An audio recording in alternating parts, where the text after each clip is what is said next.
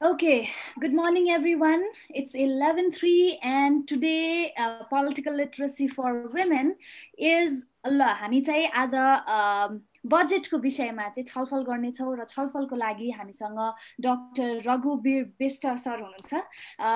सुरु गर्नुभन्दा अगाडि मैले अलिकति एउटा छोटो पावर पोइन्ट प्रेजेन्टेसन बनाएको छु तपाईहरुको लागि भनेर व्हाट वी डू के गर्छौँ हामी को हौं र आज के हुनेवाला छ भन्ने विषयमा चाहिँ हामी अलिकति छलफल गर्नेछौँ। सो हेलो एभ्रीबडी, म प्रकृति भट्टराई बस्नेत अहिले चाहिँ यो पोलिटिकल लिटरेसी फर वुमेन भन्ने एउटा ग्रासरुट इनिसिएटिभ चाहिँ लिड गरिराखेका छु। पोलिटिकल लिटरेसी फर वुमेन भनेको चाहिँ धेरै भएको छैन हामीले यो सञ्चालनमा ल्याएको।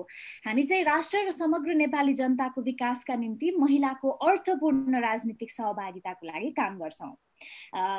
अहिले लोकल लेभलमादेखि लिएर सरकारका विभिन्न तहहरूमा सरकारी तहहरूमा महिलाहरूको पार्टिसिपेसन बढे सँगसँगै हामीले के पनि देखेका छौँ भन्दाखेरि चाहिँ टाउके आरक्षण चाहिँ बढेको, अर्थपूर्ण सहभागिता चाहिँ नबढेको चाहिँ हामीले देखिराखेका छौँ। त्यही भएर आज चाहिँ संसदमा हाम्रा पुष्पा भुसाल म्याडम, रामकुमारी झाँक्री म्याडम, यी विभिन्न सांसदहरूले विभिन्न के भन्ने पार्लियामेन्टेरियन्सहरूले हाम्रो लागि काम गरिदिँदै गर्दाखेरि चाहिँ हामी नेक्स्ट जेनेरेसन अफ वुमेन चाहिँ तयार हुनुपर्छ। हामी चाहिँ पोलिटिकली लिटरेट भएर अगाडि बढ्नुपर्छ।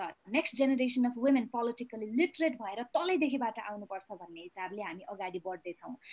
तर वरिपरि हेर्दाखेरि हामी के देख्छौँ भन्दाखेरि चाहिँ इन्ट्रेस्ट छैन हैन। Young girls they are not interested in politics र बुझ्न चाहने महिलाहरूको लागि पनि बुझ्ने ठाउँ छैन, पढ्ने ठाउँ छैन, कहाँबाट सुरु गर्ने थाहा छैन। त्यही भएर चाहिँ हामीले ब्याच बनाएर चाहिँ यङ वुमेनहरूलाई म पनि सिक्दैछु, म सँगसँगै अरूहरूलाई पनि हामी सिकाउँदै अगाडि बढ्दैछौँ। योभन्दा अगाडि हामीले political literacy for young women भन्ने कार्यक्रम ल्याएका थियौँ, जसमा चाहिँ हामीले 11 दिनसम्म राजनीतिका विभिन्न एस्पेक्ट्सहरू बारे चाहिँ 46 जना women politicians, female young women politicians who wants to get into politics, उहाँहरूलाई जन्मायौँ भन न एक हिसाबले। So we are training them, basic ट्रेनिङ्सहरू चाहिँ हामी प्रोभाइड गरिराखेका छौँ, जो भोलि पर्सि गएर सायद एक्टिभ पोलिटिक्समा लाग्नुहुन्छ होला भनेर। सो यसरी नै केही दिन पछि, एक हप्ता पछि चाहिँ फेरि दोस्रो ब्याचको लागि चाहिँ हामी आवेदन लिँदैछौँ।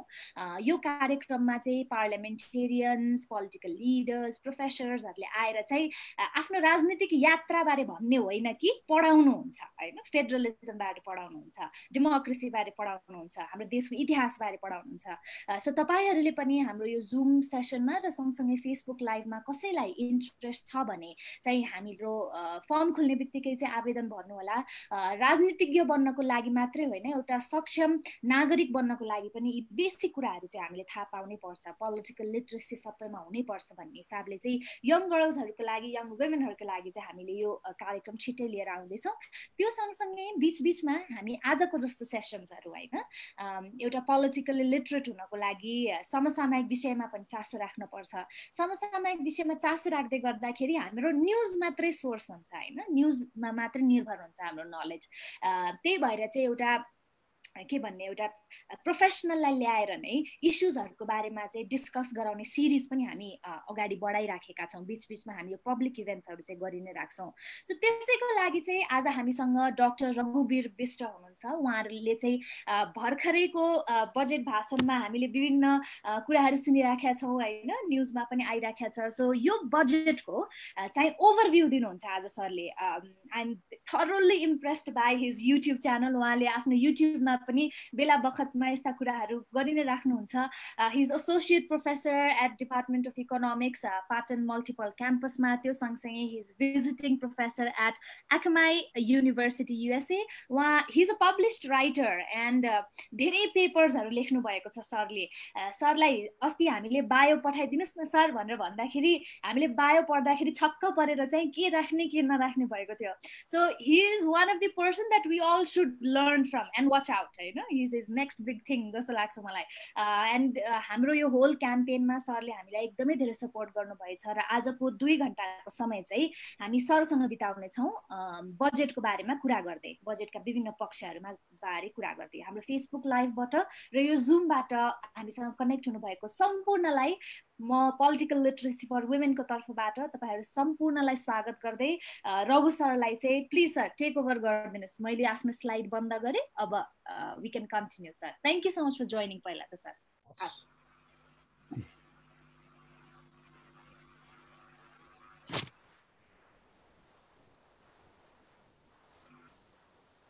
देखिन्छ? देखिरहेछ सर।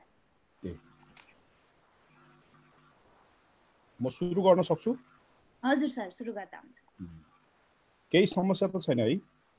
छैन सर, अडियो क्लियर छ, भिडियो पनि क्लियर छ। नमस्कार, तपाईहरु सबैलाई यो सेसनमा स्वागत गर्दै र यसको विषयको जुन चाहिँ अवसर मलाई प्रदान गरिएको छ, पोलिटिकल लिटरेसी फर वुमेनलाई म धन्यवाद दिन चाहन्छु। र हामी यो 2 घण्टाको पिरियडमा बजेटको चाहिँ नि के छ तथ्य हिसाबमा र यसको प्याराडक्स के छ भन्ने कुराहरू त्यहाँ छलफल गर्छौँ। र यसको पहिलो फेजमा हामी बजेटले जुन अर्थमन्त्री डाक्टर युवराज खतिवडाज्यूले चाहिँ जुन प्रस्तुत गर्नुभएको छ 74 अरब 64 करोडको बजेट, त्यसको बारेमा एउटा स्केलटन र त्यसको समराइज गर्ने प्रयास गर्छौँ। र त्यसपछि गएर यसमा के छ त सेक्टरल वाइज र त्यसपछि त्यसको इम्प्लिकेसन के हुन सक्छ र अन्तिमतः चुनौतीहरू के छन् र वे फरवर्ड के हुन सक्छ भन्ने कुरा यो विषयवस्तुमा हामी छलफल गर्न चाहन्छौँ। र यसको मैले आउटलाइन्सको रूपमा हामीले केही कन्टेक्स्ट अफ न्यू बजेटको रूपमा चाहिँ कोभिड-19 को सिनेरियो, कोभिड-19 को कन्सिक्वेन्सेस र त्यसको policy framework of budget, objectives, priority and policy, budget allocation and fiscal policy र मेरिट्स र डिमेरिट्स र यसको च्यालेन्ज र वे फरवर्डको जे हामी कुरा गरेका छौँ त्यो कुरा हामी गर्छौँ। पहिलो कुरा त कन्टेक्स्ट नै कुरा गर्न म चाहन्छु। तपाईहरु सबैलाई थाहा छ होला यो कोभिड-19 जुन जनवरीमा वुहान चाहिँ सिटीबाट चाहिँ चीनको वुहान सिटीबाट 44 वटा पोजिटिभ केस चाहिँ दर्ता भइसकेपछि विश्वको जुन परिदृश्यमा चाहिँ यो आएको हामी पाउन सक्छौँ। र यसले अहिले विश्व त्यो बेलामा चाहिँ मान्छेले या विश्व समुदायले यसलाई चाहिँ सामान्य रूपमा हेरिएको अवस्था थियो। तर अहिले यो बिस्तारै चाहिँ सरेर गर्दै G20 मा सरेको पाइन्छ र यसको पनि विशेषतया अमेरिकामा यसको इन्टेन्सिटी हामीले नसोचेको र नभोगेको चिजहरू देखिएको अवस्था छ। र यसले दुईवटा प्रश्न र सवालहरू हाम्रो सामुन्ने उपस्थित गराएको छ। एउटा प्रश्न भनेको तपाईको स्वास्थ्यको जुन चाहिँ प्रणाली छ त्यो के छ त भन्ने कुरा महत्त्वपूर्ण छ। इमर्जेन्सी या आपतकालीन अवस्थामा त्यो स्वास्थ्य चाहिँ सिस्टम प्रणाली चाहिँ सक्षम छ कि छैन र सबै G20 कन्ट्रीमा त्यो सवाल उठेको छ। र त्यहाँको सिस्टम हामी विकसित राष्ट्रमा जुन सपना र जुन चाहिँ धारणा हामी बनाउँछौँ त्यो असफल भएको अवस्था यसले देखाएको छ। यसले के देखायो भन्दाखेरि तपाईको यदि हामीसँग रोगका समस्याहरू ठुलो मात्रामा र महामारी आयो भने हाम्रो चाहिँ निश्चित अवस्थामा भएको स्वास्थ्य प्रणाली त्यसलाई डिटेक्ट गर्न र त्यसलाई चाहिँ तपाईको सहज बनाउनको लागि सक्षम नहुने रहेछ भन्ने कुरा यो कुरा सिकाएको छ। र दोस्रो कुरा चाहिँ नि यसले चाहिँ जुन चाहिँ कोभिड-19 लाई ख्याल गर्दै प्रिपेरेसन गर्नुपर्ने र पोलिटिकल इकोनोमी या अर्थ राजनीतिको हिसाबमा जुन चाहिँ हामीले तयारी गर्नुपर्ने थियो त्यो तयारी चाहिँ हामीले गर्यौं कि गरेनौं भन्ने कुरा महत्त्वपूर्ण। र त्यो चाहिँ सबै देशमा सर मैले हजुर अलिकति काटे, यो के भन्छ यो हजुरको प्रेजेन्टेसन चाहिँ प्रेजेन्टेसन मोडमा लगिदिनुस् न सर, अलि क्लियर भएन रे, देखिएन रे।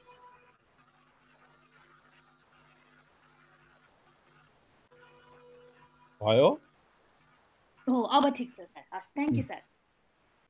र अहिले हामीले हेर्दै जाँदाखेरि विश्वले जुन चाहिँ करिब 55 लाख भन्दा बढी मान्छेहरू यसको संक्रमणमा आएको र त्यसपछि गएर 3 देखि 4 लाखको मान्छे चाहिँ जीवन गुमाउनु परेको अवस्था सृजना भएको छ, जसले एउटा महामारीको रूप लिएको पाइन्छ। र तेस्रो चीज यसले के ल्याएको छ भन्दाखेरि यसको कन्सिक्वेन्सेस ल्याएको छ, हामी चाहिँ पछिल्लो कुरामा गर्छौँ। र यो G20 पछि यसको चाहिँ बिस्तारै सर्दै यो दक्षिण एसियामा सरेको पाइन्छ। यसको उदाहरणको रूपमा हामी नेपाललाई लिन सक्छौँ, जसलाई हामीले ख्यालै हामी चाहिँ एकदमै नेपाली भनेको रिजिलेन्ट छ, हाम्रोसँग रोग चाहिँ प्रतिकार चाहिँ शक्ति धेरै छ भन्ने भावना राख्दै त्यही हिसाबमा हामी दौडेर बसिरहेको अवस्था थियौँ। तयारी पनि छैन, तर त्यसको लागि हाम्रो सिस्टम के छ त्यो पनि ध्यान दिएका छैनौँ। र विश्वका जुन G20 का एकदमै सोफिस्टिकेटेड र एडभान्स टेक्नोलोजीबाट स्वास्थ्य प्रणाली भएको देशको जुन हालत भयो त्यसबाट सिक्ने कुरा पनि हामीले गऱ्यौँ। हल्ला मात्रै गरेर बसेको कारणले गर्दाखेरि त्यो तयारी हुन सकेन र विवादहरू भए औषधिका कुरा आयात गर्ने कुराहरूमा। त्यो गर्दै जाँदाखेरि तपाईँको हामीसँग तीनवटा अवस्था हामी पाउन सक्छौँ। यो होलिस्टिक एप्रोचबाट एउटा स्टेजमा हामी एकदमै चाहिँ गफ मात्रै गरेर बस्यौँ र फेसबुक चाहिँ यो न्युजको रूपमा हेऱ्यौँ। किन भन्दाखेरि कुनै पनि प्रणालीहरू चल्नको लागि, कुनै पनि समस्याहरू जुझ्नको लागि त्यो प्रणालीमा भएका ससाना चाहिँ तत्त्वहरू या चाहिँ इलिमेन्ट्सहरू चाहिँ एकदमै प्रभावकारी र त्यसको चाहिँ सक्षमता र त्यसको प्रादुर्भाव हुनु जरुरी छ। तर हाम्रोमा त्यो अवस्था भएन। हामीले के बिर्स्यौँ भन्दाखेरि हामी सामान्य अवस्थामा पनि हाम्रो स्वास्थ्य प्रणालीमा हामी कर्मचारीहरू मोटिभेटेड नभएको र अफिसमा नबस्ने र डक्टरहरू चाहिँ प्राइभेट क्लिनिकलाई बढी प्रायोरिटी दिने र अन्य समस्याहरू र राजनीतिक रूपमा पनि अस्थिर र अस्पष्ट भएको अवस्था हामीले बिर्सिएको अवस्था थियो। त्यसले गर्दाखेरि त्यो पाटो सिद्धिसकेपछि हामीले के गर्यौँ भन्दाखेरि केयर फ्रीको रूपमा लकडाउनलाई लागू गर्यौँ। यो विकल्प थिएन। किन भन्दाखेरि WHO ले जुन चाहिँ रिकमेन्डेसन गरेको थियो त्यो रिकमेन्डेसन अनुसार हामीले लकडाउनलाई एउटा प्रिभेन्टिभ चाहिँ केसको यो प्रिभेन्टिभ चाहिँ मेजर्सको रूपमा यो हामीले लगायौँ। त्यो गर्दाखेरि केही चिजहरू सामान्य भएको जस्तो देखिएको थियो। किन भन्दाखेरि भारत या अन्य राष्ट्रहरूले पनि लकडाउन गरेर नेपाली त्यहीँ भए पनि तिनीहरूलाई त्यहीँ राखेको अवस्था थियो। तर त्यसपछि गएर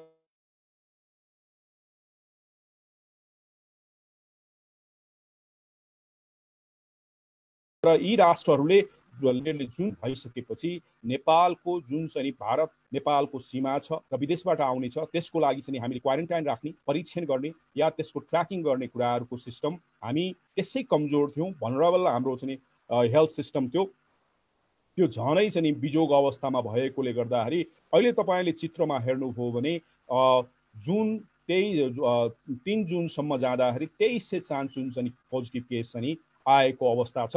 तर हामी के गर्दैछौँ भन्दाखेरि बिना संवेदनशीलता यो चाहिँ नि हामी लकडाउन खोल्नुपर्छ भन्ने लाइनमा लागिरहेको अवस्था छौँ। यसले के गर्छ, यो भयावह चाहिँ यो चाहिँ लकडाउन चाहिँ हामीले सरकारले आफ्नो उद्देश्य पुरा गर्न लगाएको हो कि या होइन, लकडाउन चाहिँ हाम्रो लागि हो भन्ने कुराको निर्क्युल चाहिँ हामी गर्न सकेको अवस्था छैन। यदि हामीले यसलाई केयर फ्री भएर अझै यसलाई चाहिँ ध्यान नदिकन र बाहिरको वातावरणलाई सुदृढीकरण नगरिकन हामी गयौँ भने चाहिँ नि यो अझै भयावह हुन सक्ने र इटालीको जुन केसहरू भयो या बेल्जियमको जुन केस भयो, त्यो स्पेनको जुन केस भयो, त्यो केस चाहिँ हामीसँग दोहोर्ने अवस्था सिर्जना हुन्छ।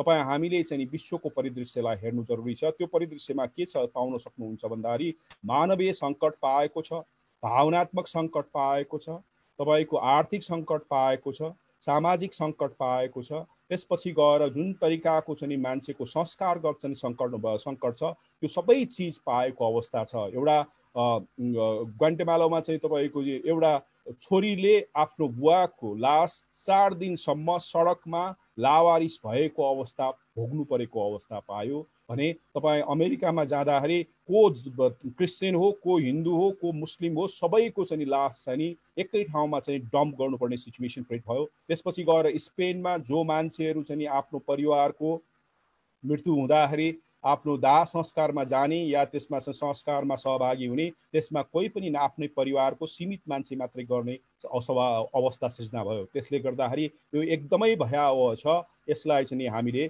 ध्यान दिनु जरुरी छ। यो अवस्था चाहिँ हामीसँग बल्झिरहेको अवस्था छ। ट्रेन हेर्नुभयो भने एकदमै ठुलो ट्रेन चाहिँ बढ्दै आएको अवस्था हामी पाउन सक्छौँ।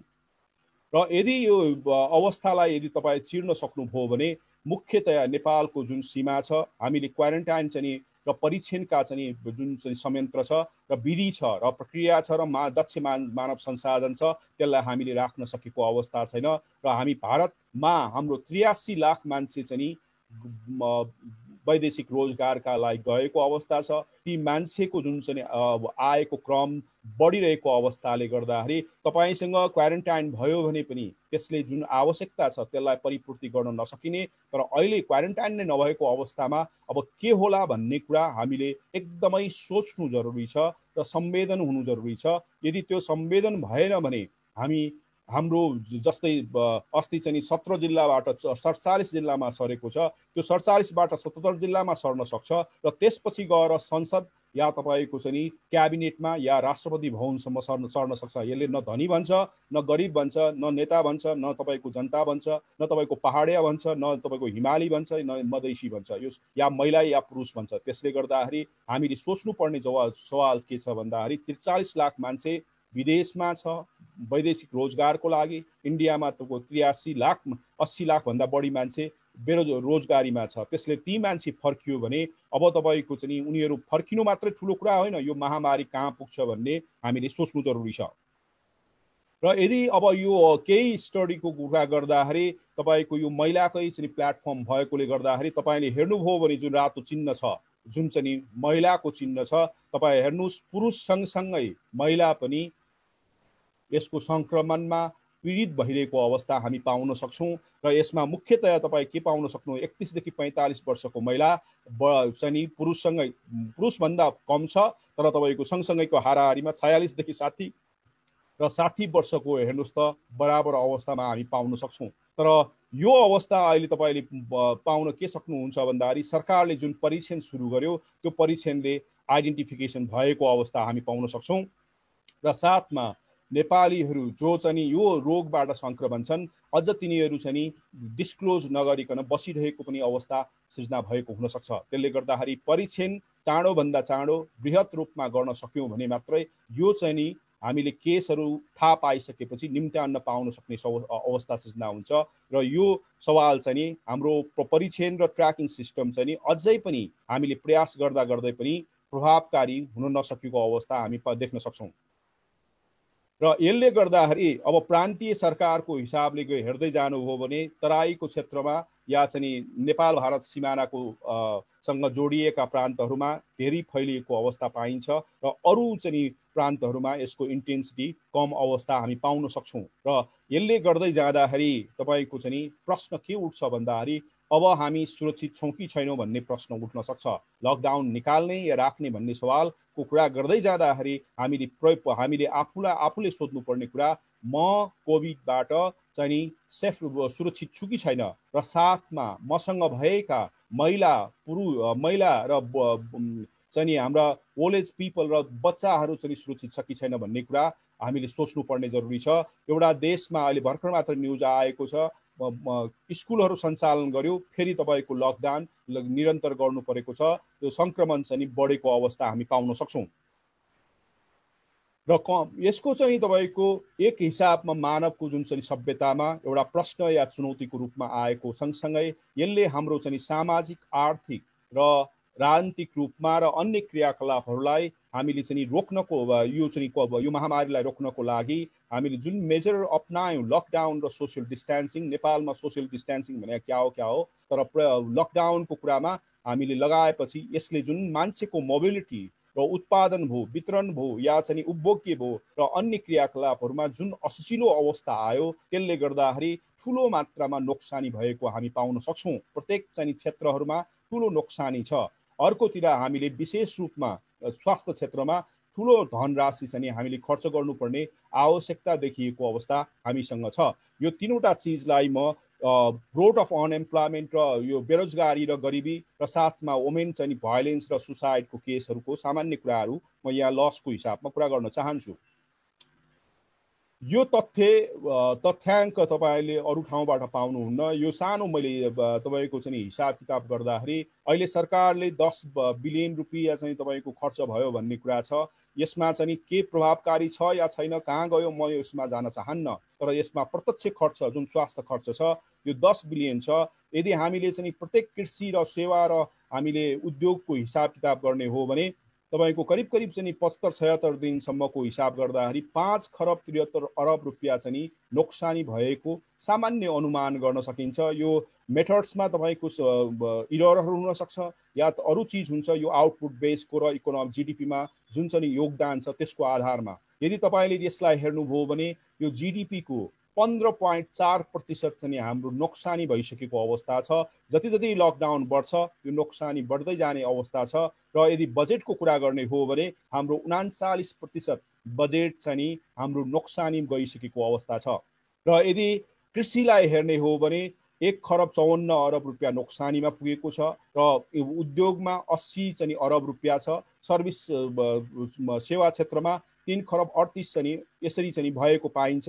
यदि इन्डस्ट्री, एग्रिकल्चर र सर्भिस सेक्टरको रेसियो निकाल्ने हो भने 1:2:4। सर्भिस सेक्टर जुन पर्यटन क्षेत्र गाँसिएको छ त्यसमा 4 गुणा चाहिँ तपाईँको नोक्सानी भएको अवस्था हाम्रो सामुन्ने छ, जुन चाहिँ हाम्रो अर्थतन्त्र र हाम्रो चाहिँ देशले अहिले भोगिरहेको अवस्था छ। र यसको चाहिँ असर कहाँ पर्छ भन्दाखेरि अब इन्टरनेसनल मोनिटरी फन्डले जुन चाहिँ अन्तर्राष्ट्रिय मुद्रा कोषले 2.3% चाहिँ हाम्रो आर्थिक वृद्धि दर हुन्छ भन्ने अनुमान गरेको पाइन्छ एउटा चाहिँ मेथड्सबाट।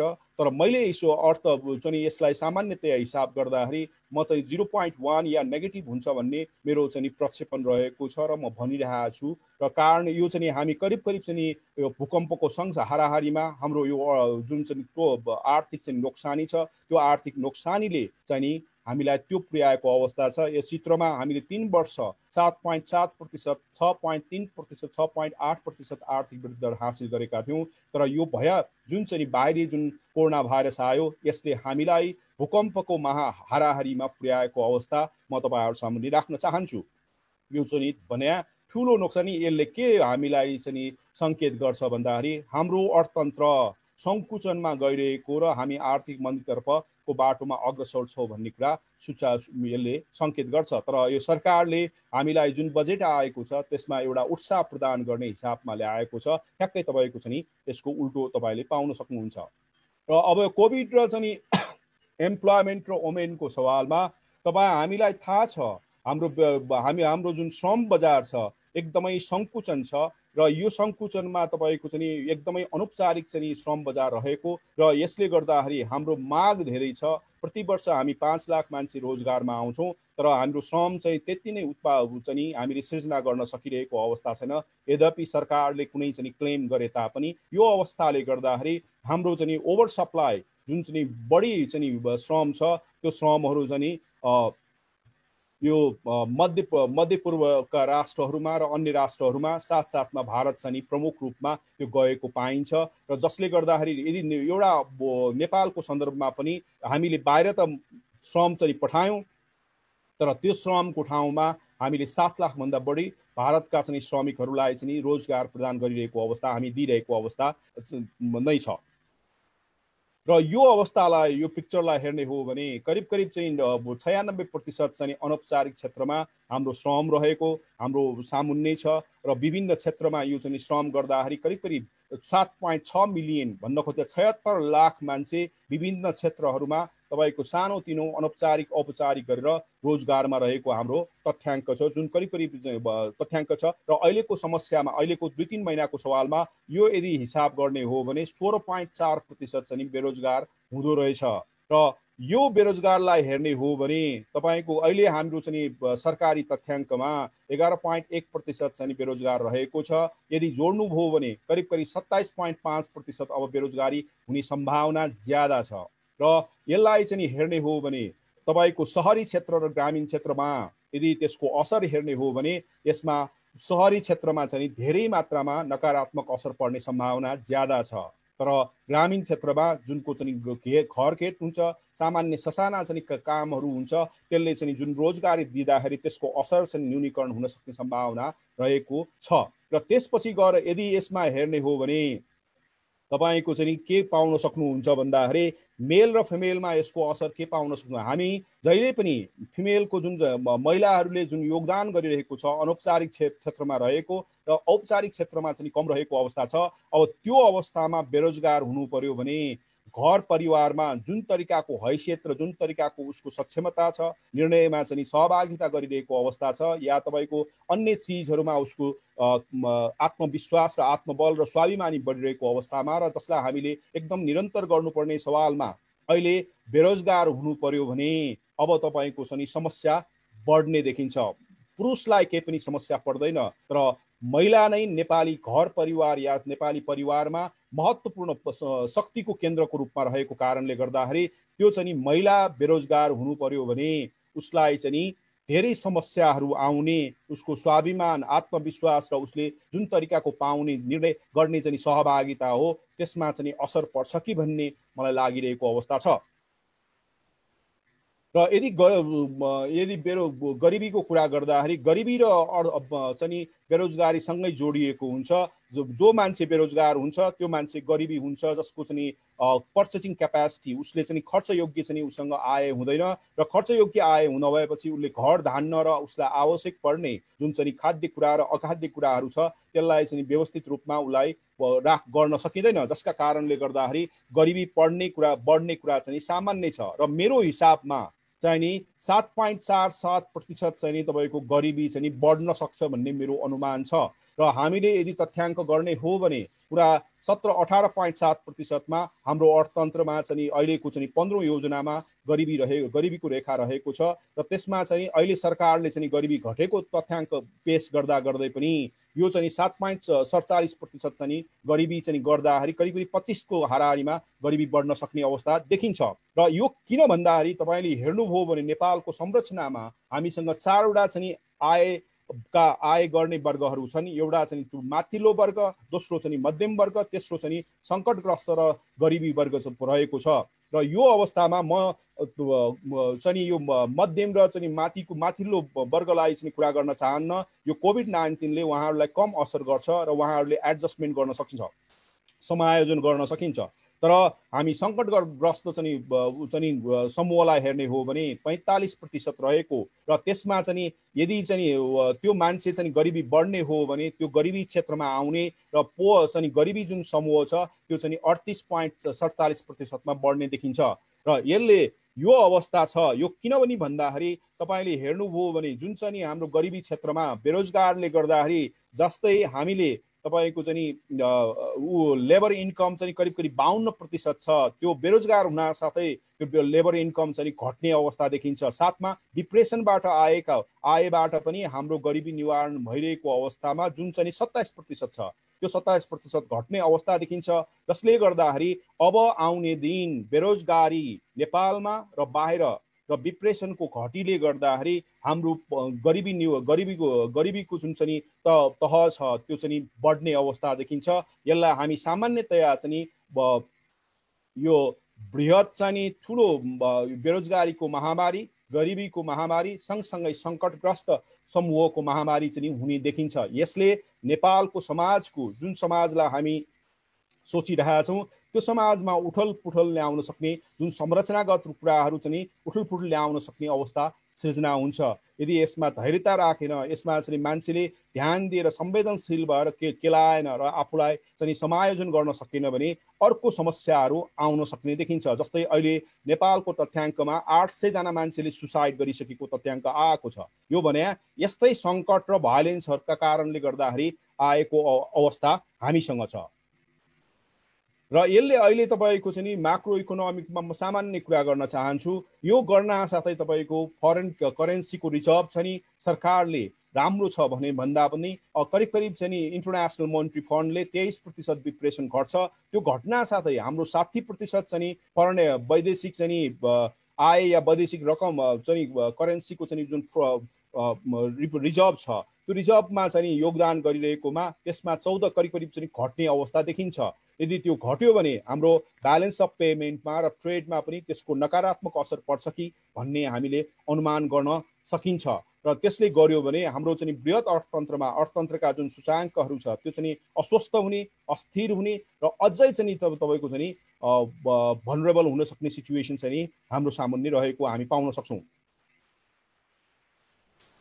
र अहिले अर्को कुरा चाहिँ जुन चाहिँ नि अहिले बजेट ल्याएको छ राजस्वको सङ्कुचन भन्ने कुरा सबैले भनिरहेको अवस्थामा यदि तपाईँले कुरा गर्दै जाँदाखेरि हाम्रो राजस्वले करिब करिब चाहिँ 10 बिलियन 1000 बिलियन रुपिजले हाम्रो रेगुलर एक्सपेन्डिचर चलिरहेको अवस्थामा अब 200 बिलियन घट्न सक्ने अवस्था छ, जसले गर्दाखेरि बजेट घाटा बढ्ने र फिस्कल डेफिसिट बढ्ने अवस्था हाम्रो सामुन्ने यो चुनौतीको रूपमा रहेको पाइन्छ, जसलाई चाहिँ यो बजेटले पनि स्वीकार गरेको हामी भन्न सक्छौँ। र यो बजेट चाहिँ बनाउँदाखेरि हामीले के यो पोलिसी फ्रेमवर्क सरकारले बनाएको छ भन्दाखेरि तपाईँको नेपालले जुन तरिकाले यो ओली सरकार आइसकेपछि चाहिँ समृद्ध नेपाल र खुसी नेपालीको हिसाबमा जुन नारा लगाएको छ त्यसैको आधारमा त्यसकै वरिपरि राखेर यो चाहिँ बजेट बनाएको पाइन्छ र यसलाई चाहिँ सघाउनको लागि चाहिँ 15औं योजनामा जुन चाहिँ कार्यक्रम उद्देश्य र प्राथमिकता छ त्यो प्राथमिकतालाई यसलाई जोडेको पाइन्छ र मुख्यतया यो चाहिँ नेपाली चाहिँ जुन विकासको मोडेलमा र समृद्धि चाहिँ कसरी हासिल गर्न सकिन्छ भन्ने जुन नारा छ त्यो नारालाई सम्बोधन गर्नको लागि पूर्वाधार विकास र सामाजिक सुरक्षा र त्यसपछि गएर सामाजिक क्षेत्रको विकासलाई नै बढी ध्यान दिएको र जोड दिएको हामी पाउन सक्छौँ। त्यो विकास भयो भने हामीले नेपालीहरू खुसी हुन्छन् र देश चाहिँ समृद्ध हुन्छ भन्ने हाम्रो धारणा बनाएर हामीले चाहिँ 15औं योजना बनाएका छौँ, साथसाथमा चाहिँ बजेट पनि बनाएका छौँ। र यो बजेटको चाहिँ उद्देश्य र प्राथमिकता र नीतिलाई हेर्ने हो भने म तपाईँको 4वटा चाहिँ यसको उद्देश्यहरू छन्। 2वटा उद्देश्यहरू चाहिँ यो कोभिड-19 सँग जोडिएको छ। पहिलो हाम्रो नागरिक सुरक्षाको कुरा गर्छ, त्यसमा चाहिँ कोभिड-19 बाट संक्रमित भएका र संक्रमित नगर्नको लागि नागरिकलाई चाहिँ सुरक्षित बनाउने भन्ने एउटा पहिलो उद्देश्य छ। दोस्रो कुरा जुन जसले गर्दा कोभिड-19 ले गर्दा हाम्रो कृषि क्षेत्र, सेवा क्षेत्र र उद्योग क्षेत्रमा जुन संक्रमण भएको छ या चाहिँ असर परेको छ त्यसलाई पुनरुत्थान कसरी गर्ने भन्ने कुरा छ। तर 2वटा अर्को उद्देश्य हाम्रो चाहिँ अहिलेको सन्दर्भमा सान्दर्भिकता नभए पनि गत वर्षको बजेट र अघिल्लो वर्षको बजेटमा जे बोकेको छ नेपाल लोक कल्याणकारी भूमिका निभाउने र त्यसमा चाहिँ मान्छेको मौलिक अधिकारलाई चाहिँ सम्वर्धन र सुरक्षित गर्ने भन्ने कुरा छ तेस्रो उद्देश्य। र चौथो उद्देश्य चाहिँ तपाईँको चाहिँ समाजवाद। अहिलेको सङ्कटको घडीमा यो कतिको सान्दर्भिक हुन्छ या हुँदैन भन्ने कुरा हामीले सोच्नु जरुरी छ। सामाजिक, आर्थिक र भौतिक विकास मार्फत उत्थानशील र स्वाधीन, समृद्ध एवं समाजवाद उन्मुख अर्थतन्त्र निर्माण गर्ने यो बेला हो कि होइन भन्ने कुरा हामीसँग हुन्छ। त्यही अनुसारको बजेटको प्राथमिकता तय गरेको हामी पाउन सक्छौँ। र पहिलो कुरा यसमा के कुरा गर्छ भन्दाखेरि पहिलो प्राथमिक उद्देश्यको लागि तपाईँको स्वास्थ्य जोखिमबाट नागरिकलाई सुरक्षित राख्न, गुणस्तरीय स्वास्थ्य सेवा सर्वसुलभ बनाउन र स्वास्थ्य सेवाको दायरा विस्तार र स्वास्थ्य पूर्वाधार निर्माण र स्तरोन्नत स्वास्थ्य जनशक्ति विकासको पहिलो उद्देश्यलाई चाहिँ यसरी प्राथमिकता गरेको पाइन्छ। र दोस्रो उद्देश्यको लागि चाहिँ कोरोना भाइरस संक्रमणको रोकथाम नियन्त्रणका लागि चालिएका कदमबाट टुटेको उत्पादन र आपूर्ति श्रृङ्खलालाई पुनर्स्थापना गर्दै कृषि, उद्योग, पर्यटन, निर्माण र लगायत प्राविधिक प्रभावित व्यवसायको पुनरुत्थान र अन्य चिजहरू जस्तै नागरिकका लागि काम, रोजगारीका अवसर, खाद्य सुरक्षा, सुरक्षित आवास, सर्वकालिक सामाजिक सुरक्षा र सुरक्षण, यी सबै चिज चाहिँ हाम्रो 2वटा पछिल्लो उद्देश्यसँग जोडिएको छ। मान्छेको मौलिक अधिकार र यो समाजवाद उन्मुख बनाउने हिसाबमा यसलाई राखेको पाइन्छ। र नीतिमा हेर्नु हो भने मुख्यतया तपाईँको कोरोनाको रोकथाम गर्दै पुनरुत्थान गर्नुहुने भन्नेलाई नै प्राथमिकता दिएको छ। त्यसपछि गएर अपुरा अधुरा आयोजनाहरूलाई चाहिँ तत्कालीन रूपमा सम्बोधन गर्ने र परिणाममुखी चाहिँ आयोजनालाई सञ्चालन गर्ने, सेवा प्रवाहलाई प्रभावकारी गर्ने र यो सबै चिज गर्नको लागि मोडेल चाहिँ सार्वजनिक, निजी र सहकारी र सार्वजनिक क्षेत्रको सहकारी 4th पिलियर 4वटा खम्बालाई चाहिँ लिएर गर्ने भन्ने कुरा रहेको हामी पाउन सक्छौँ। यो बजेटको कुरा गर्दाखेरि तपाईहरु सबैलाई थाहा छ यो बजेट 14 खरब 74 अरब तपाईको 64 करोड रुपियाँको बनेको छ। यदि तपाईले गत वर्षको बजेटलाई हेर्ने हो भने गत वर्षको बजेट 15 खरब 32 अरब रुपियाँको भएको थियो र त्यसले गर्दाखेरि थोरै मात्रामा घटेको हामी पाउँछौं र यसले गर्दाखेरि यसमा तपाईले के पाउन सक्नुहुन्छ भन्दाखेरि करिब करिब यो बजेटमा 9 खरब 48 अरब 94 करोड छ नि साधारण खर्च जुन भनेको 64.4% छ नि यो साधारण खर्च रहेको छ। यदि तपाईले हेर्नुभयो भने गत वर्षको बजेटमा यो करिब चाहिँ 62% मात्रै थियो र अहिलेको विकास खर्चको कुरा गर्दाखेरि 3 खरब 52 अरब छ, यो भने 23.9% छ, तर गत वर्ष यो चाहिँ 27% को हाराहारीमा थियो र वित्तीय व्यवस्थापन 1 खरब 72 अरब चाहिँ 11.71 भएको थियो भने गत वर्षको चाहिँ यो 10 point समथिङ थियो। त्यसले गर्दाखेरि यो करिब 1-2% चाहिँ बढेको अवस्था हामी पाउन सक्छौँ। म एउटा चिज चाहिँ यसमा पहिलो कुरा गर्न चाहन्छु, हाम्रो गणतन्त्र आइसकेपछि हाम्रो चाहिँ राजनीतिक चाहिँ क्रियाकलाप र राजनीतिक संरचनाहरूले गर्दाखेरि साधारण खर्च जुन चाहिँ अनियन्त्रित रूपमा बढेको छ, जो बढेको चिजलाई अझ यो बजेटले पनि निरन्तर दिएको पाइन्छ।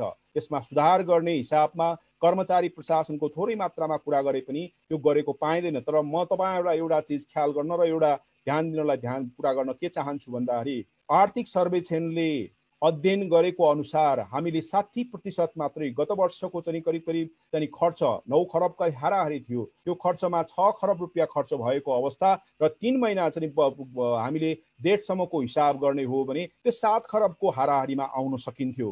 र भन्न खोजे हामीलाई 7 खरब मात्रै रुपियाँ पैसा साधारण खर्चमा खर्च गरेको भए पनि साधारण खर्च पुग्ने रहेछ। नेपालको अर्थतन्त्र र नेपालको प्रशासन, नेपालको राजनीतिक चाहिँ संयन्त्र चल्दो रहेछ भन्ने कुरा छ। तर त्यो अवसरलाई यो बजेटले हेरेको पाइँदैन। यदि हेरेको भए 50% हुन्थ्यो र हामीसँग चाहिँ 2 खरब रुपियाँको स्रोत र साधन चाहिँ हुने अवस्था हुन्थ्यो र पुँजीगत रूपमा जुन सङ्कटले गर्दाखेरि हामीले चाहिँ सम्बोधन गरेर वित्तीय ठुलो मात्रामा चाहिँ लगानी गर्नुपर्ने, राज्यले जुन लगानी गर्नुपर्ने कोभिड-19ले का चाहिँ स्वास्थ्य सुरक्षा र कोभिड-19ले असर गरेका ठाउँमा गर्नुपर्नेलाई स्रोत र साधन जुट्थ्यो। तर त्यो चिज चाहिँ यो बजेटमा यो संरचनामा तपाईको गुमाएको अवस्था हामी पाउन सक्छौँ। र त्यसपछि गएर पुँजीगत खर्चमा हाम्रो अनुभव के छ भन्दाखेरि करिब 28%, 15%, 42% मात्रै हामीले संयन्त्र या विधिमा कहीँ न कहीँ चाहिँ समस्या छ कि भन्ने कुराहरू प्रश्न उठिरहेको अवस्था छ।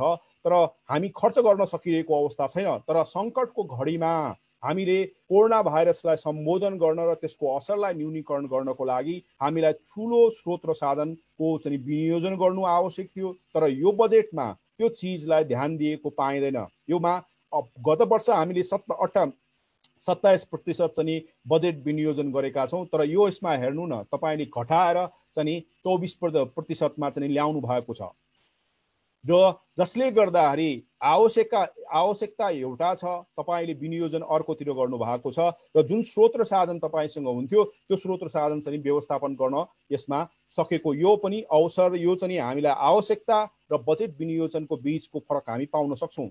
अर्को कुरा, यदि हामीले हेर्ने हो भने ऋणमा नै हाम्रो विकास भइरहेको कुरा, यो चाहिँ वित्तीय व्यवस्थापनको जुन चाहिँ ऋणको चाहिँ यो हाम्रो चाहिँ सावा र ब्याज तिर्नलाई बढेको अवस्था छ, त्यो गत वर्षको भन्दा बढेको छ भने प्रत्येक नेपाली जन्मेदार र प्रत्येक नेपाली चाहिँ हुर्कदाखेरि उसको टाउकोमा चाहिँ अब ऋण चाहिँ बढिरहेको अवस्था यसले सङ्केत गर्छ।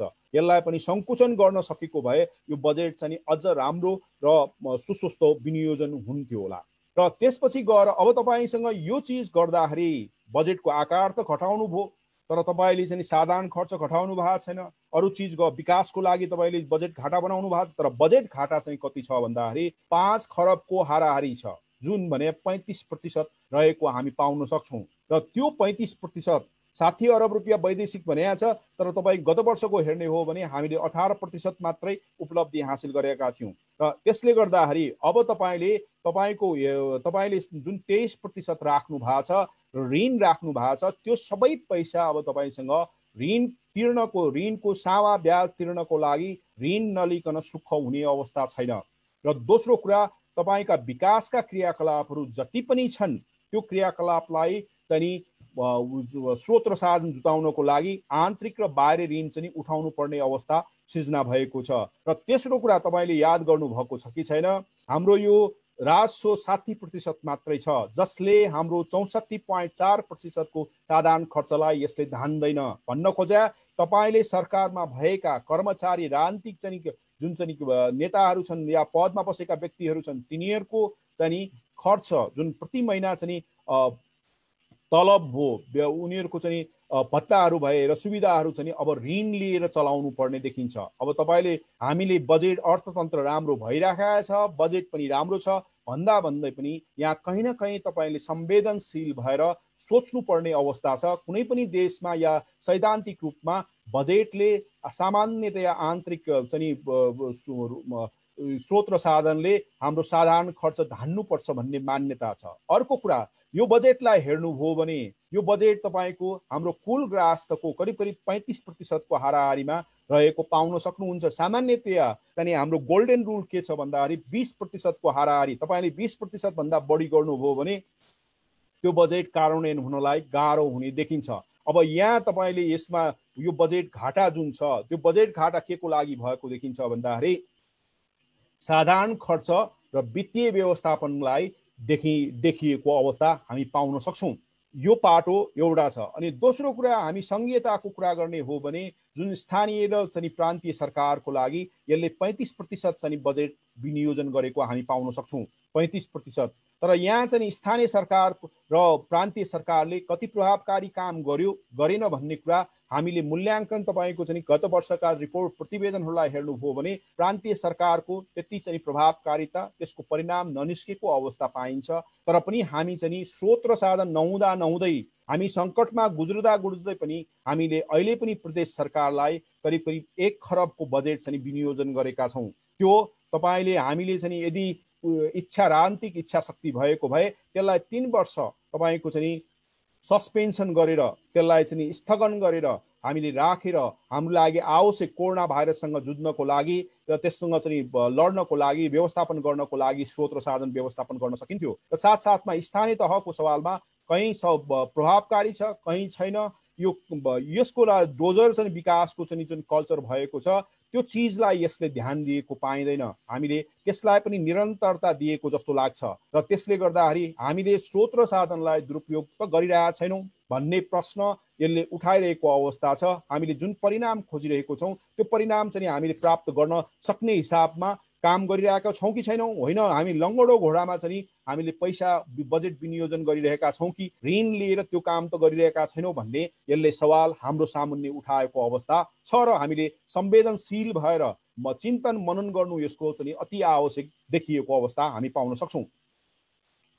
र यदि अब क्षेत्रगत हिसाबले हेर्ने हो भने तपाईँको चाहिँ करिब शिक्षामा पहिलो यो चाहिँ शिक्षा, स्वास्थ्य, कृषि, वन, रोजगारी कार्यक्रम, यातायात पूर्वाधार र स्थानीय तह, यसमा तपाईँले यहाँ म बढेको कुरा मात्रै गर्छु, तथ्य अर्को स्लाइडमा छ।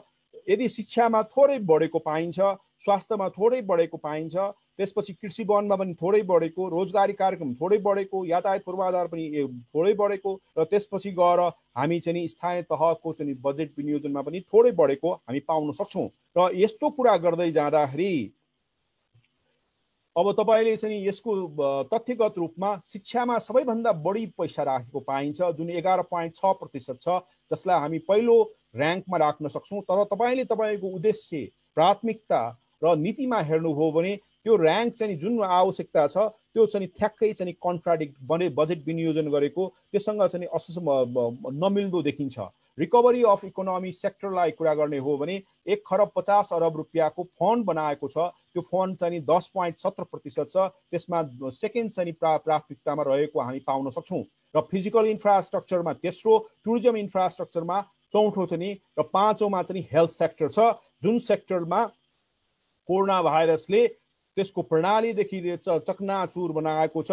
अझै प्रश्न उठाइरहेको अवस्थामा हामी पाँचौँमा यसलाई प्राथमिकता दिइरहेको अवस्था छौँ। त्यसले गर्दाखेरि यो बजेटलाई तपाईँले हेर्नुभयो भने यो तीनवटा यसले चाहिँ कुराहरू गर्छ। एउटा कोरोना भाइरसले, कोभिडले जुन चाहिँ 19ले जुन असर गरेको छ त्यो असरको स्वास्थ्य मान्छेको जीवनयापनसँग छ, त्यो एउटा कुरा गर्छ। दोस्रो कुरा, यसले चाहिँ यो कोभिड-19ले जुन असर गरेको छ दोस्रो कुरा गर्छ। तेस्रोमा चाहिँ यो सामान्य कुरा गर्छ। र यदि त्यसलाई हेर्नुभयो भने 16% मात्रै सङ्कट हामीलाई कोभिडले ल्याएको छ, तर हामी बजेट विनियोजन चाहिँ 16% मात्रै गरिरहेका छौँ। 84% चाहिँ सामान्य असामान्य तपाईँको कार्यक्रममा हामी ध्यान दिएको अवस्था छौँ, जुन चाहिँ सामान्य र विकसित विकासका कार्यक्रमहरू। त्यसमा पनि तपाईँ हेर्नुभयो भने एउटा वितरणलाई तपाईँ पाउन सक्नुहुन्छ सामाजिक चाहिँ कार्यक्रमहरूमा। दोस्रो तपाईँको पूर्वाधारको कार्यक्रममा यसले बढी ध्यान दिएको हामी पाउन सक्छौँ। र अर्को प्राथमिकता तपाईँ के पाउन सक्नुहुन्छ भन्दाखेरि हामीसँग गत वर्षदेखि सञ्चालन भएका र अधुरा अपुरा कार्यक्रमहरूलाई यसले पहिलो प्राथमिकता दिएको पाइन्छ। नयाँ कार्यक्रमहरूलाई परियोजनाहरूलाई दोस्रो प्राथमिकतामा राखेको हामी पाउन सक्छौँ। र यदि यसरी गर्दै जाने हो, यसरी गर्दै तपाईँले हेर्नुभयो भने हाम्रो जुन चाहिँ बजेट चाहिँ जुन 84% बजेट विनियोजन गर्नुभएको छ सामान्य र अपुरा अधुरा कार्यक्रम र विकास कार्यक्रमहरूमा, यसले यो बजेटलाई चाहिँ सङ्कटको घडीमा सामान्य चाहिँ बजेटको चरित्र र प्रवृत्ति छ भन्ने कुरा यसले हामीलाई सङ्केत गर्छ। यदि हामीले जुन सङ्कट छ त्यसलाई नै सम्बोधन गर्न 84% त्यसमा बजेट खर्च गरेको भए, 16% रहेको भए यो चाहिँ सङ्कटको लागि विशेष तरिकाको यो बजेटको रूपमा यो चित्रण गर्न सकिन्थ्यो। त्यसले गर्दाखेरि जुन हामीले चाहिँ आर्थिक समृद्धि र खुसी नेपालीको कार्यक्रम छ गत वर्ष या अघिल्लो वर्षदेखि सञ्चालन गरेको छ, त्यसको निरन्तरता हामी पाउन सक्छौँ। त्यसले गर्दाखेरि यो बजेट परम्परागत छ, निरन्तरता छ र साथमा चाहिँ यसले 7% आर्थिक वृद्धि चाहिँ हासिल गर्छु भनेर राखेको अवस्था छ। सङ्कटको घडीमा न अवसर हुन सक्छ, न मान्छे खुसी हुन सक्छ, न अर्थतन्त्र तपाईँको चाहिँ सहज र सरल हुन सक्छ र त्यो सामान्य तरिकाले जान्छ, न त्यसमा चाहिँ तपाईँ हामी महत्त्वकांक्षी कुरा गर्न सक्छौँ। तर यो बजेट त्यो सबै चिज कुरा गर्छ। त्यसका कारणले गर्दाखेरि यो बजेट जुन चाहिँ अन्तर्राष्ट्रिय मुद्रा कोषले भने पनि या हाम्रा चाहिँ उत्पादनहरू चाहिँ नोक्सानी भए पनि, बेरोजगारी बढे पनि, गरिबी बढे पनि हामी 7% चाहिँ आर्थिक वृद्धि हासिल गर्छौँ भन्ने कुरा ओभर कन्फिडेन्स चाहिँ यसले ल्याएको हामी पाउन सक्छौँ, जुन एउटा महत्त्वकांक्षाको रूपमा लिन सकिन्छ। र त्यसले गर्दाखेरि अर्को कुरा उद्देश्यमा हामी समाजवादी कुरा त गर्छौँ, तर कुरा कहाँ छ भन्दाखेरि शिक्षा क्षेत्रको कुरा या चाहिँ स्वास्थ्य क्षेत्र चाहिँ राज्यले जिम्मा नलिने हिसाबमा कुरा गर्छौँ। शिक्षा क्षेत्रमा गुणस्तर सार्वजनिक शिक्षाको चाहिँ गुणस्तर सुधार गर्नको लागि निजी क्षेत्रको चाहिँ सोसियल कर्पोरेट रेस्पोन्सिबिलिटीको कार्यक्रम यसमा खुसाउँछौँ। त्यसले गर्दाखेरि त्यो उद्देश्य जुन राखेको छ त्यो उद्देश्य अनुसारको चरित्र र प्रवृत्ति यसको प्राथमिकतामा र साथमा कार्यक्रममा हामीले देख्न र हेर्न पाउने अवस्था यसमा कम देखिन्छ। र अर्को कुरा तपाईँहरूलाई याद छ हाम्रो प्रधानमन्त्रीज्यूको साह्रै ठुलै महत्त्वकांक्षा र चर्चित चाहिँ कार्यक्रम पानी जहाजको कुरा, स्मार्ट सिटीको कुरा र तपाईँको इलेक्ट्रिक रेलको कुरा, जुन चाहिँ हामीले हाम्रो प्रधानमन्त्रीज्यूले ठुलै कुरा हो, राम्रै कुरा हो, तर अहिले सङ्कटको घडीमा हामी कसरी सपना हेर्न सक्छौँ र यो ठुलो प्रश्न हामीसँग छ। तर ती चिजहरू पनि जुन सपनामय लाग्ने, जुन चाहिँ हामीले दिउँसै चाहिँ सपना देखेको जस्तो लाग्ने महत्त्वकांक्षी कार्यक्रम, लुभाउन कार्यक्रम यसमा भएको हामी पाउन सक्छौँ। जसले यो बजेटलाई सङ्कटबाट अलिक पर सङ्कटलाई चिन्छ, तर त्योभन्दा बढी चाहिँ नि यसले सामान्य र सपनालाई, महत्त्वकांक्षा र सपनालाई यसले चिनेको हामी पाउन सक्छौँ। र यही सवालमा हामी चाहिँ सेक्टरल एलोकेसन सँगसँगै यसको चाहिँ तपाईँको कोभिड-19 र हेल्थ सेक्टर र ह्युमन सेफ्टीमा चाहिँ के छ त कार्यक्रमहरू हामी हेर्न चाहन्छौँ। यो म तपाईँहरू सामने प्रस्तुत गर्न चाहन्छु। कोभिड-19 को सवालमा यसमा 3वटा कार्यक्रम तपाईँहरूले पाउन सक्नुहुन्छ स्वास्थ्य क्षेत्रमा। एउटा तत्कालीन गर्नुपर्ने आपतकालीन सम्बोधन गर्नुपर्ने, दोस्रो चिज लङ टर्म र तपाईँको चाहिँ मध्यमकालीन कार्यक्रम राखेको पाइन्छ। तर यदि म तपाईँको हामी अहिले सङ्कटको अवस्था भएकोले अरू चिजहरू कुरा गर्न नसक्ने एउटा अवस्था छ, र त्यो अवस्थामा पहिलो कुरा त तपाईँले चाहिँ बजेटको फन्ड क्रिएट गर्नुपर्ने, आपतकालीन कोष 10 देखि 15 अरब रुपियाँको बनाउनु पर्ने, त्यो बजेटमा ठ्याक्कै छुटेको छ। यदि तपाईँले चाहिँ प्राथमिकताको लागि हेर्ने हो भने हो बजेटमा 90 चाहिँ अरब रुपियाँ चाहिँ बजेट विनियोजन गरेको पाइन्छ, तर मुख्य रूपमा चाहिँ स्वास्थ्यको चाहिँ पूर्वाधारको विकास र साथसाथमा अन्य चाहिँ मध्यमकालीन र दीर्घकालीन कार्यक्रमहरूमा यसमा बजेट राख्ने हिसाबमा यो कुरा गरेको पाइन्छ। तर तपाईँहरूले थाहा छ कि छैन, गत वर्ष पनि यो कार्यक्रमहरू थियो, पूर्वाधार विकासको कुराहरू यसमा चाहिँ निरन्तर थियो, तर त्यो लागू भएको कार्यान्वयन भएको अवस्था थिएन। त्यसले गर्दाखेरि बजेटको हिसाबमा जुन लामो र दीर्घकालीन कार्यक्रमले के बनाउँछ भन्दाखेरि यसले चाहिँ कोभिडले जुन मानवीय हाम्रो स्वास्थ्यसँग सम्बन्धित छ, हाम्रो सुरक्षासँग सम्बन्धित छ, यसलाई कम प्राथमिकता दिएको हो कि कुरा त गर्यो तर कम प्राथमिकता दिएको हो कि यसमा 6 अरब रुपियाँ मात्रै औषधि चाहिँ खरिद गर्ने भनेर विनियोजन गरेको पाइन्छ। जबकि यो सङ्कटको निम्त्याउन न्यूनीकरण गर्नको लागि हामीले तत्कालीन रूपमा संयन्त्र, विधि र दक्ष मानव शक्ति र बोर्डर एरियामा क्वारेन्टाइनको स्थापना यो सबै चिज तत्कालीन रूपमा आवश्यक थियो। त्यसको लागि चाहिँ अस्पष्ट रूपमा यो बजेटमा बजेट विनियोजन गरेको हामी पाउँछौँ र जसका कारणले गर्दाखेरि अहिले बजेट चाहिँ तपाईँको प्रस्तुत भइसकेर पनि त्यो बजेटको चाहिँ बजेट विनियोजन भएर हाम्रो बोर्डर एरिया सीमा क्षेत्रमा, नेपाल भारतको सीमा क्षेत्रमा जुन सङ्कट र समस्या छ त्यहाँ चाहिँ कुनै पनि क्रियाकलापहरू अघि बढेको देखिँदैन। जसका कारणले गर्दाखेरि भन्न खोजेको तपाईँको त्यसलाई विशेष परिस्थितिको रूपमा हेरेर त्यसलाई एउटा 10 अरबदेखि 15 अरबसम्मको कोष स्थापना गरेर त्यसको संयन्त्र र तपाईँको चाहिँ प्रक्रियाहरू र प्रोसिड्युरहरू चाहिँ बनाइदिएको भए अहिले तत्कालीन रूपमा हामीले बजेट विनियोजन गरेर क्वारेन्टाइन इस्टाब्लिस गर्न सकिने अवस्था हुन्थ्यो, त्यसलाई ट्र्याकिङ र आइसोलेटिङ गर्न सक्ने अवस्था थियो। तर अचम्मको कुरा के छ भन्दाखेरि यो सङ्घीय सरकारले त्यो गर्दा गर्दै सबै चिज चाहिँ नि तपाईँको स्थानीय सरकारलाई जिम्मा दिएको छ, जसको न क्षमता छ, न सक्षमता छ, न सामर्थ्य छ, न तपाईँको चाहिँ आर्थिक र अन्य चाहिँ प्राविधिक रूपमा सक्षमता छ। त्यस्तोलाई दिँदाखेरि तपाईँहरूले सोच्नुहोस् र कस्तो किस प्रकारको हामी कोभिड-19सँग लड्न र सम्बोधन गर्न हामी प्रयासरत रहेछौँ। खुकुरी लिएर हामी न्युक्लियर बमको अगाडि चाहिँ जान खोज्यौँ भने के होला? अहिलेको सिचुएसन तराईको चाहिँ सीमा क्षेत्रमा हेर्नुभयो भने कोरोना भाइरसमा जुन आइसोलेसनमा राखेका मान्छेहरू तपाईँको चाहिँ चिया खाने सिटमा बसेको सुतेको पाइन्छ, घाँसमा सुतेको पाइन्छ, तपाईँको चाहिँ ठाउँ बेहाल अवस्थामा हामी पाइरहेको छौँ। यो भनेको त भोलि गएर कोरोना भाइरस विस्तृत रूपमा फैलिने आधार हामी तयारी गरिरहेको अवस्था छ। त्यसले गर्दाखेरि यो बजेट जुन स्वास्थ्य क्षेत्रमा बढेको एकदमै राम्रो छ, तर यसको जुन तरिकाले चाहिँ आपतकालीनलाई ध्यान दिनुपर्ने त्योभन्दा त्यसको सट्टामा तपाईँको मध्यमकालीन र लामो समयको दीर्घकालीन कार्यक्रममा ध्यान दिएको छ जुन कार्यान्वयन हुनेवाला छैन। र त्यसले गर्दाखेरि हामीले चाहिँ विश्वसनीयता कसरी गर्ने र कसरी कार्यान्वयन हुन्छ र यसले कोभिडलाई कसरी सम्बोधन गर्छ, कहीँ न कहीँ हाम्रो संवेदनशीलताभित्र तपाईँको शङ्का चाहिँ उत्पन्न हुँदो रहेछ।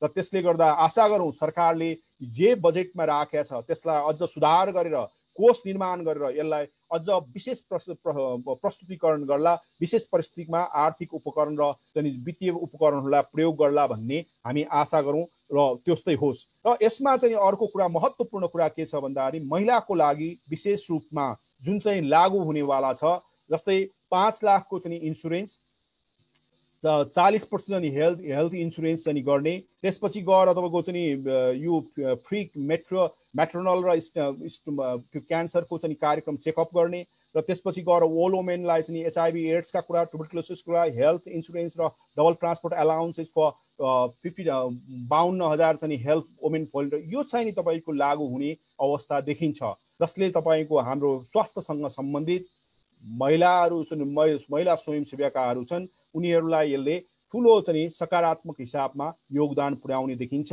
साथसाथमा जुन चाहिँ हाम्रो सामाजिक सुरक्षा अन्तर्गत जुन महिलाहरू छन् चाहिँ ती महिलाहरूलाई विभिन्न किसिमका रोग लागेका छन्, त्यसको लागि पनि यसले थोरै मात्रामा सम्बोधन गर्ने र सहयोग गर्ने र सहजीकरण गर्ने अवस्था हामी देख्न सक्छौँ। त्यसले गर्दाखेरि जुन तरिकाको समस्या छ त्यो समस्यालाई अर्कोतिर ध्यान दिएको कारणले गर्दाखेरि यो जुन चाहिँ स्वास्थ्य क्षेत्रमा हाम्रो जुन स्वास्थ्य सुरक्षाको विषयमा त्यति तपाईँको चाहिँ हामी सम्बोधन हुन्छ कि हुँदैन भन्ने कुरा म त्यो भन्न सक्ने अवस्था छैन। किन भन्दाखेरि हाम्रो जुन प्रणाली छ, जुन प्रक्रियाहरू छ, जुन समय लाग्ने कुराहरू छ, त्यसको जुन चाहिँ लेसन लर्न गर्दाखेरि प्रभावकारी हुन्छ कि हुँदैन र सक्षमता साथ काम हुन्छ कि हुँदैन र साथमा परिणाम आउँछ कि हुँदैन भन्ने मेरो चिन्ताको विषय छ। यदि यो बजेट लागू भयो, सबै ठाउँमा क्वारेन्टाइन तत्कालीन रूपमा भयो भने अब हामीले आशा गर्ने ठाउँ हुन्छ। यदि भएन भने तपाईँको कोभिडसँग हामीले लड्ने जुड्ने अवस्था सृजना हुने अवस्था चाहिँ सृजना हुन्छ र हामी अझै भयभीत हुने अवस्था सृजना हुन सक्ने सम्भावना हामीसँग छ।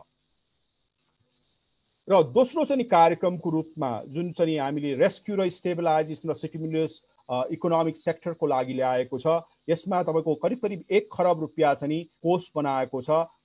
यसमा मुख्यतया साना तथा घरेलु उद्योग र पर्यटन क्षेत्रलाई बढी फोकस गरेको पाइन्छ। र त्यसपछि गएर यसमा अर्को कुरा चाहिँ कृषि भयो, साना घरेलु र भयो, मिडियम इन्डस्ट्रिज भयो, म्यानुफ्याक्चरिङ सेक्टर भयो, र यसमा होटेल र पर्यटन क्षेत्रहरूलाई चाहिँ ध्यानमा दिएर 100 बिलियनको 1 खरबको चाहिँ कोष अर्को बनाएको छ, जसले रिफाइनेन्सिङको लागि व्यवस्था गरेको छ 5%मा। र त्यसले गर्दाखेरि यसले थोरै मात्रामा तपाईँको राहत दिन्छ कि। अर्को कुरा, यसले एयरलाइन्सका भए अरू चाहिँ हाम्रा कोभिड-19ले असर गरेका उद्योग व्यवसायहरूलाई उसलाई कर भयो, नवीकरण भयो र अन्य चाहिँ शुल्क सुविधाहरू भयो र समय चाहिनेलाई यसले थोरै सम्बोधन गर्न खोजेको देखिन्छ। तर हिजो अस्ति तपाईँको अर्थमन्त्रीज्यूले तपाईँ 25 गते नै कर तिर्न जानुहोस् भनेर डन्ठा हिर्काउनु भयो र तपाईँको चाहिँ एकदमै घोषणा गरिदिनु भयो। त्यसले चाहिँ त्यसको व्यवहारमा कतिको आउँछ आउँदैन भन्ने कुरा साह्रै प्रश्न चिन्ह उठेको पाइन्छ। तर बजेटमा हेर्दाखेरि यसले जुन कोभिडले असर गरेका क्षेत्रहरूलाई थोरै मात्रामा उसका करका समस्याहरू भयो, शुल्कका समस्याहरू भयो, समयका समस्याहरूलाई थोरै मात्रामा सम्बोधन गर्न प्रयास गरेको पाइन्छ। र यदि यो कुरा गर्दाखेरि 2-3वटा चिजहरू के पाउन सकिन्छ भन्दाखेरि कोभिड-19ले र हामी प्रिभेन्टिभ गर्नको लागि जुन लकडाउन लगायौँ, लकडाउनको नीतिहरूलाई लियौँ, त्यो नीतिले तपाईँको कतिवटा इन्डस्ट्रिजहरू उठ्न नसकिने गरी बन्द हुने अवस्था छ। कतिवटा पुनर्निर्माण गरेर पुनर्स्थापना हुन सक्ने र पुनर्सञ्चालन हुन सक्ने अवस्था छ। कुनै चाहिँ पुनर्स्थापना भएर पुनर्सञ्चालन हुन सक्ने अवस्था होला र कुनै चाहिँ तपाईँको पुनर्सञ्चालन हुन सक्ने अवस्था होला। त्यसले गर्दाखेरि 3-4वटा तपाईँको क्याटेगोरीको यो वर्गीकृत नगरिकन हामीले चाहिँ यो चिजहरूलाई चाहिँ कार्यान्वयन गर्न सक्ने अवस्था छैन। तर हामी नेपालीहरू चाहिँ एकदमै बहादुर छौँ। हामी चाहिँ होलिस्टिक हिसाबमा सबै चिज गर्छौँ, जेनरली सबै कुरालाई पर्सपेक्टिभले हेर्छौँ, जसका कारणले गर्दाखेरि त्यसको निवारण गर्नको लागि, सम्बोधन गर्नको लागि साह्रै गाह्रो हुने अवस्था देखिन्छ। यसको यो बजेट केमा मौन छ भन्दाखेरि संयन्त्रमा मौन छ। यो कोष कसरी सञ्चालन हुन्छ त, यसको प्रक्रियामा मौन छ र कुन आधारमा यसलाई चाहिँ तपाईँको चाहिँ बाँडिन्छ भन्ने कुरा मौन देखिन्छ।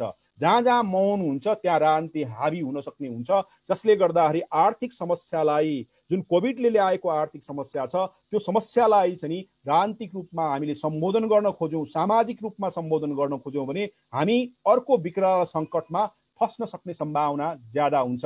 त्यसले गर्दाखेरि यसलाई आर्थिक समस्या भएकोले आर्थिक हिसाबमा र प्राविधिक रूपमा चाहिँ सम्बोधन गर्नुपर्छ र हामीले प्रत्येक चाहिँ सेक्टरको चाहिँ उनीहरूको अध्ययन अनुसन्धान गरेर, होलिस्टिकली होइन, अध्ययन अनुसन्धान गरेर क्याटेगोराइज गरेर यो स्रोत र साधनलाई चाहिँ प्रभावकारी तरिकाले उपयोग गर्नुपर्ने देखिन्छ। तर म तपाईँलाई यसो भन्दै हामीले अघिका चाहिँ प्रेजेन्टेसनमा तपाईँलाई मैले के भनेको थिएँ भन्दाखेरि करिब यो 15.4%को हाराहारीमा नोक्सानी भइसकेको अवस्था छ।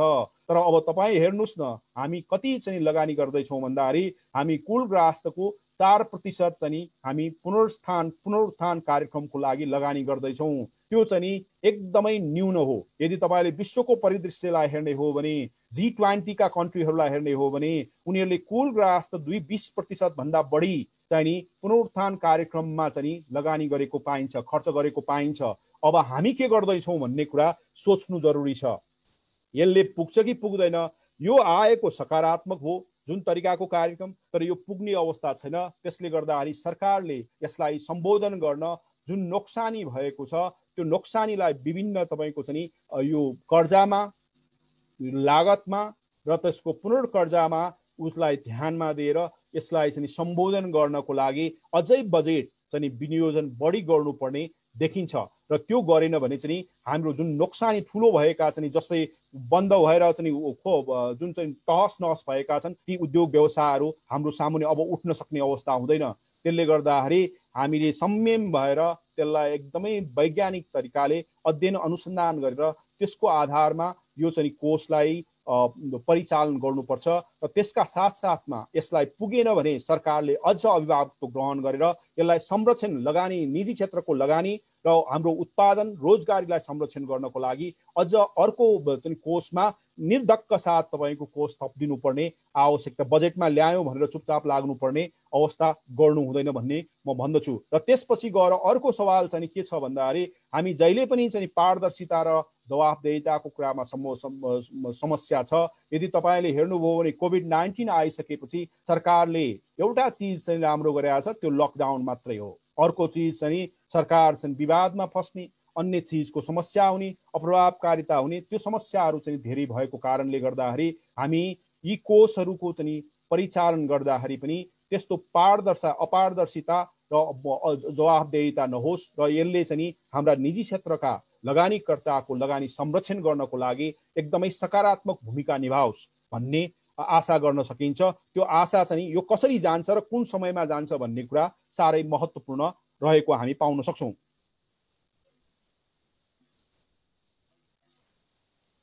र रोजगारीको सवालमा दुईवटा कार्यक्रम हामी ल्याएको हामी पाउँछौँ। एउटा रेस्क्यु ल्याएको छ र दोस्रो चाहिँ रोजगारी सृजनाको लागि। सामान्यतया अर्थतन्त्रमा के हुन्छ भन्दाखेरि उत्पादनसँग यो आर्थिक रोजगारी जोडेको हामी पाउँछौँ। यदि हामीले विश्व परिदृश्यमा जुन तरिकाको आर्थिक उपकरणहरू प्रयोग गरेको छ त्यो उपकरणले पहिलो प्राथमिकता चाहिँ रोजगारी सृजनालाई गरेको पाइँदैन। उसले के चिजलाई गरेको छ भन्दाखेरि आफ्ना आर्थिक क्षेत्रहरूलाई पुनरुत्थान गर्ने, त्यो पुनरुत्थान भयो भने स्वाभाविक रूपमा रोजगारी पनि चाहिँ बेरोजगार हुन कम हुने र रोजगारी सृजना हुने अवस्था सृजना हुन्छ र त्यो चिजको लागि ध्यान दिएको हामी पाउँछौँ। तर नेपालमा चाहिँ यो रोजगारीको कार्यक्रम छुट्टै ल्याएको छ। हामीले यसलाई त सकारात्मक रूपमा लिनुपर्छ, रेस्क्युको कार्यक्रम पनि सकारात्मक रूपमा लिनुपर्छ। तर रेस्क्यु चाहिँ हामीसँग दुईवटा थरीको चाहिँ रोजगारी सृजना छ। एउटा चाहिँ बाहिरी श्रम बजारमा हाम्रा रोजगार गरिरहेका मान्छेहरू छन्, श्रममा रहेका छन्। अर्को कुरा चाहिँ आन्तरिक चाहिँ रोजगारीमा रहेका, आन्तरिक श्रम बजारमा रहेका हामी पाउन सक्छौँ। र अहिले तपाईँको विश्वभरि कोरोना भाइरसले जुन सङ्कट ल्याएको छ, उद्योग भयो, निर्माण भयो, सेवा क्षेत्र भयो, जहाँ जहाँ नेपालीहरू गएको छ त्यहाँ पनि सङ्कुचन आएको अवस्था छ। नेपालीहरूले दाल भात तरकारी खाने र आफ्नो जीवन सुरक्षा गर्ने समस्याहरू भोगिरहेको अवस्था छ। उनीहरू नेपालमा आउन चाहन्छ। त्यो कारणले गर्दाखेरि सरकारले राम्रो संवेदनशील भएर त्यसलाई सम्बोधन गर्ने प्रयास गरेको पाइन्छ। यो चाहिँ तपाईँको कार्यान्वयन हुने सम्भावना ज्यादै छ। तर प्रश्न के छ भन्दाखेरि 43 लाख मान्छे हाम्रा चाहिँ बाहिर छन्। अब कति मान्छे त्यसले यो कार्यक्रम अन्तर्गत ल्याउन सक्छ कि सक्दैन भन्ने हामीसँग ठुलो प्रश्न रहेको हामी छ। र कति बजेट चाहिँ यसमा विनियोजन गरेको छ यो अस्पष्ट छ। सरकारले ल्याउँछु चाहिँ भनेको अवस्था हामी पाउँछौँ। त्यसले गर्दाखेरि यसमा चाहिँ आउने दिनमा कभरेजको इस्यु चाहिँ हुन सक्छ कि भन्ने सम्भावना छ। अब करिब करिब तपाईँको चाहिँ 10 लाख मान्छे नेपालमा फर्किन चाहन्छ। अब नेपालले कति सक्छ सक्दैन यो प्रश्न हामीले सोच्नुपर्ने अवस्था छ। दोस्रो कुरा, सरकारले चाहिँ जुन चाहिँ औपचारिक क्षेत्रमा र सङ्गठित क्षेत्रमा जो मान्छेहरू श्रम गरिरहेका छन् तिनीहरूको सोसियल सेक्युरिटीको पैसा तिर्नुपर्ने छ। त्यो पैसा चाहिँ राज्यले तिर्दिन्छु, सरकारले तिर्दिन्छु भनिरहेको अवस्था छ। यो पनि तत्कालीन रूपमा सम्बोधन हुन्छ। यसले थोरै मात्रामा हाम्रो यो नेपालभित्र रहेका श्रम बजारमा रहेका श्रमिकहरूको समस्यालाई थोरै मात्रामा सम्बोधन गर्छ। दोस्रो कुरा चाहिँ बाहिर रहेकालाई चाहिँ बढीभन्दा बढी सम्बोधन गर्ने अवस्था देखिन्छ। र त्यसले गर्दाखेरि यसलाई हामीले सकारात्मक रूपमा लिनुपर्छ र कसरी जान्छ भन्ने कुरा नै महत्त्वपूर्ण छ। र अर्को कुरा चाहिँ रोजगारी सृजनाको कुरा। सरकारले के कुरा ल्याएको छ भन्दाखेरि सामान्य अवस्थाका कार्यक्रमहरू ल्याएको पाइन्छ। यो करिब करिब तपाईँको 7,66,000 चाहिँ रोजगारी सृजना गर्ने उद्देश्य र ध्येयले ल्याएको हामी पाउन सक्छौँ। हामीले एउटा चिज चाहिँ ख्याल गर्नु जरुरी छ। अब यदि 10 लाख मान्छे विदेशबाट फर्कियो र 5 लाख मान्छे प्रति वर्ष तपाईँको चाहिँ रोजगारी श्रम बजारमा आउने हाम्रो तपाईँको तथ्याङ्क रहिआएको छ। साथमा चाहिँ हाम्रो कोभिड-19ले गर्दाखेरि केही क्षेत्रहरूमा जुन आर्थिक क्षेत्रमा कार्यरत छन् तिनीहरू तपाईँको चाहिँ बेरोजगार भयो भने हामीसँग 20-25 लाख, अघि मैले भने करिब करिब 27% मान्छे चाहिँ बेरोजगार हुने अवस्था देखिन्छ। अब त्यसको लागि तपाईँको यो कार्यक्रम ल्याएको हामी सकारात्मक प्रोग्राम कार्यक्रम ठिक छ, तर त्यसलाई पुग्छ कि पुग्दैन भन्ने प्रश्न हामीले सोच्नु जरुरी छ। र किन भन्दाखेरि त्यसो हुनासाथै हामीले कसरी सम्बोधन गर्ने भन्ने कुरा हामीले सोच्नु आवश्यकता देखिन्छ। यसमा के कार्यक्रम छ भन्दाखेरि यो कार्यक्रमहरूमध्ये मियो कार्यक्रम भनेको प्रधानमन्त्री रोजगार कार्यक्रम हो र जुन कार्यक्रममा 11 अरब 60 करोड रुपियाँ चाहिँ लगानी गरेको पाइन्छ, विनियोजन गरेको छ, जसमा चाहिँ सरकारले आशा, यो बजेटमा चाहिँ अर्थमन्त्रीज्यूले आशा गरेको 2 लाख जना चाहिँ रोजगारी सृजना हुन्छ भन्ने आशा गरेको पाइन्छ। त्यसपछि गएर vocational training, labour employment centre र त्यसपछि CTEVT special loan for youth 5 per branch र त्यसपछि गएर 40,000 स्मल फार्मर्स र यसो गर्दाखेरि 7 लाख चाहिँ रोजगारी सृजना हुन्छ भन्ने अनुमान गरेको पाइन्छ। र यसमा सबैभन्दा राम्रो चिज भनेको नेपालमा 7 लाख भन्दा बढी विदेशी चाहिँ श्रमिकहरू कार्यरत रहेको पाइन्छ र त्यसको वर्क परमिट छैन। त्यो नेपालको अर्थतन्त्रमा उनीहरू लिने बाहेक योगदान गर्ने केही पनि छैन। सरकारले पहिला चाहिँ नेपालले चाहिँ यो असफल प्रयास गरे पनि अहिले पनि सरकारले वर्क परमिटको चाहिँ कन्सेप्ट ल्याएको छ। अब हेर्न के बाँकी छ भन्दाखेरि यो चिज लागू हुन्छ कि हुँदैन। यो चिज गर्दाखेरि अब यो गर्यो भने फेरि रोजगारी सृजना चाहिँ 7 लाख बढ्न सक्छ, जसले गर्दाखेरि 14 लाख चाहिँ हुने अवस्था छ। तर हाम्रो 27% चाहिँ बेरोजगार हुने सवालमा यसले सम्बोधन गर्छ कि गर्दैन भन्ने ठुलो प्रश्न रहेको छ। तर यहाँ कुरा के छ भन्दाखेरि तपाईहरुलाई याद छ कि छैन, यो प्रधानमन्त्री रोजगार कोष 4 अरब रुपियाँ गत वर्ष विनियोजन गरिएको थियो। तर त्यो रोजगार कसरी सृजना गरिएको थियो भन्दाखेरि घाँस चाहिँ उखेल्ने, अफिसमा घाँस उखेल्ने, अन्य ससाना काम झिना मसिना गर्दै 4 अरब रुपियाँ चाहिँ खर्च गरेको अवस्था थियो। र धेरैवटा न्युज च्यानलले कभर गर्दाखेरि कार्यकर्तालाई यसमा चाहिँ पैसा खुवाउनको लागि त्यसमा सदुपयोग गर्यो भनेर ठुलो मात्रामा विवाद भएको अवस्था थियो। त्यसले गर्दाखेरि अबका दिनमा प्रधानमन्त्रीको रोजगार कोष पनि हामीलाई सङ्कटको अवस्थामा, एकदमै सङ्कटको घडीमा ठुलो मात्रामा रोजगारी सृजना गर्नुपर्ने अवस्थामा बिना संयन्त्र, बिना विधि हामीले यो कार्यक्रम सञ्चालन गर्दाखेरि हाम्रो 11 अरब स्रोत र साधनको सङ्कटको घडीमा यो कार्यक्रमले तपाईको चाहिँ पनि त्यस्तै हस्याङ फस्याङ र फासफुस भएर को जाने हो कि भन्ने प्रश्न चाहिँ तपाईको उठेको अवस्था हामी पाउन सक्छौं। र त्यसले गर्दाखेरि यहाँ अर्को कुरा सिटिभिटी हाम्रो चाहिँ स्वरोजगार कोषको जुन विवादास्पद थियो, जहाँ चाहिँ भ्रष्टाचार भयो, अरू चिज भयो, त्यसको रोजगारीको कुनै लेखाजोखा थिएन। या त्यसले गर्दाखेरि त्यहाँ पनि समस्या छ। त्यसले गर्दाखेरि यो जुन लक्ष्य राखेको छ त्यो लक्ष्य पूरा हुन्छ कि हुँदैन, कार्यान्वयन हुन्छ कि हुँदैन, कति हामी संवेदनशील हुन्छौँ, इमानदार हुन्छौँ र त्यसलाई विधि र संयन्त्र बनाउँछौँ, त्यसमा यसको ठुलो निर्भरता रहने देखिन्छ। यदि त्यो भएन भने हाम्रो बेरोजगारीको समस्या ठुलो मात्रामा चर्केर जाने अवस्था देखिन्छ। र अर्को पाटो, यदि बेरोजगार भनेको आर्थिक चाहिँ सवालको आर्थिक समस्या हो, यसलाई सम्बोधन राजनीतिक रूपमा गर्दाखेरि कसरी हामी चाहिँ रोजगारी श्रम बजार वृद्धि भएर जान्छ र जाने अवस्था छैन। श्रम बजारमा तपाईको अन्य चाहिँ रोजगारी सृजना हुनेवाला छैन। यसलाई चाहिँ तपाईको 2-3 वटा चिज गर्नु जरुरी थियो। हाम्रो श्रम बजार अनौपचारिक छ, त्यसलाई औपचारिक बनाउनको लागि हामीले एकजरी यसलाई थोरै सुधार गर्ने कार्यक्रमहरू ल्याएको भए हाम्रो श्रम बजार विस्तृत हुने अवस्था थियो। जस्तै तपाईले न्यूनतम ज्यालालाई थोरै कम गरेको भए त्यसले तपाईको मल्टिप्लायर हिसाबमा रोजगारी सृजना हुने सम्भावना हुन्थ्यो।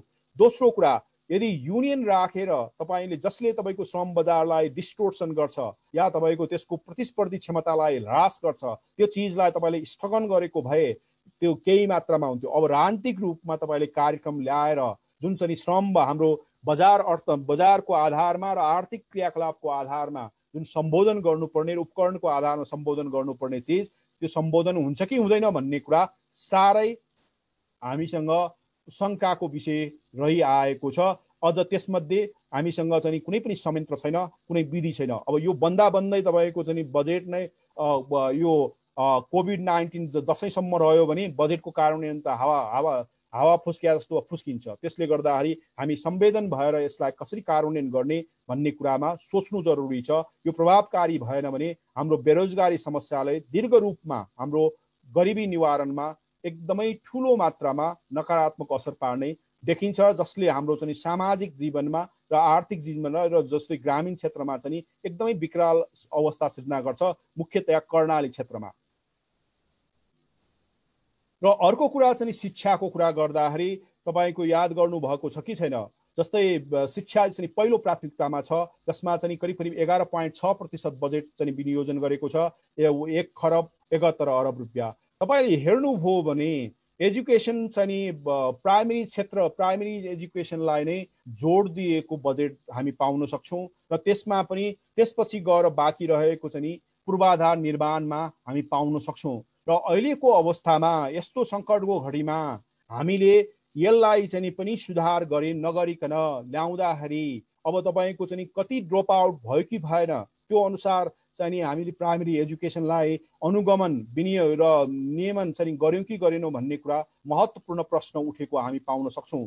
र यो बजेटमा पनि गुणस्तरीय शिक्षाको कुरा गर्दा गर्दै पनि त्यसको क्लियर पिक्चर के हो त, हाम्रो भिजन के हो भन्ने कुरा यसमा चिन्तित रूपमा केही पनि आएको पाइँदैन।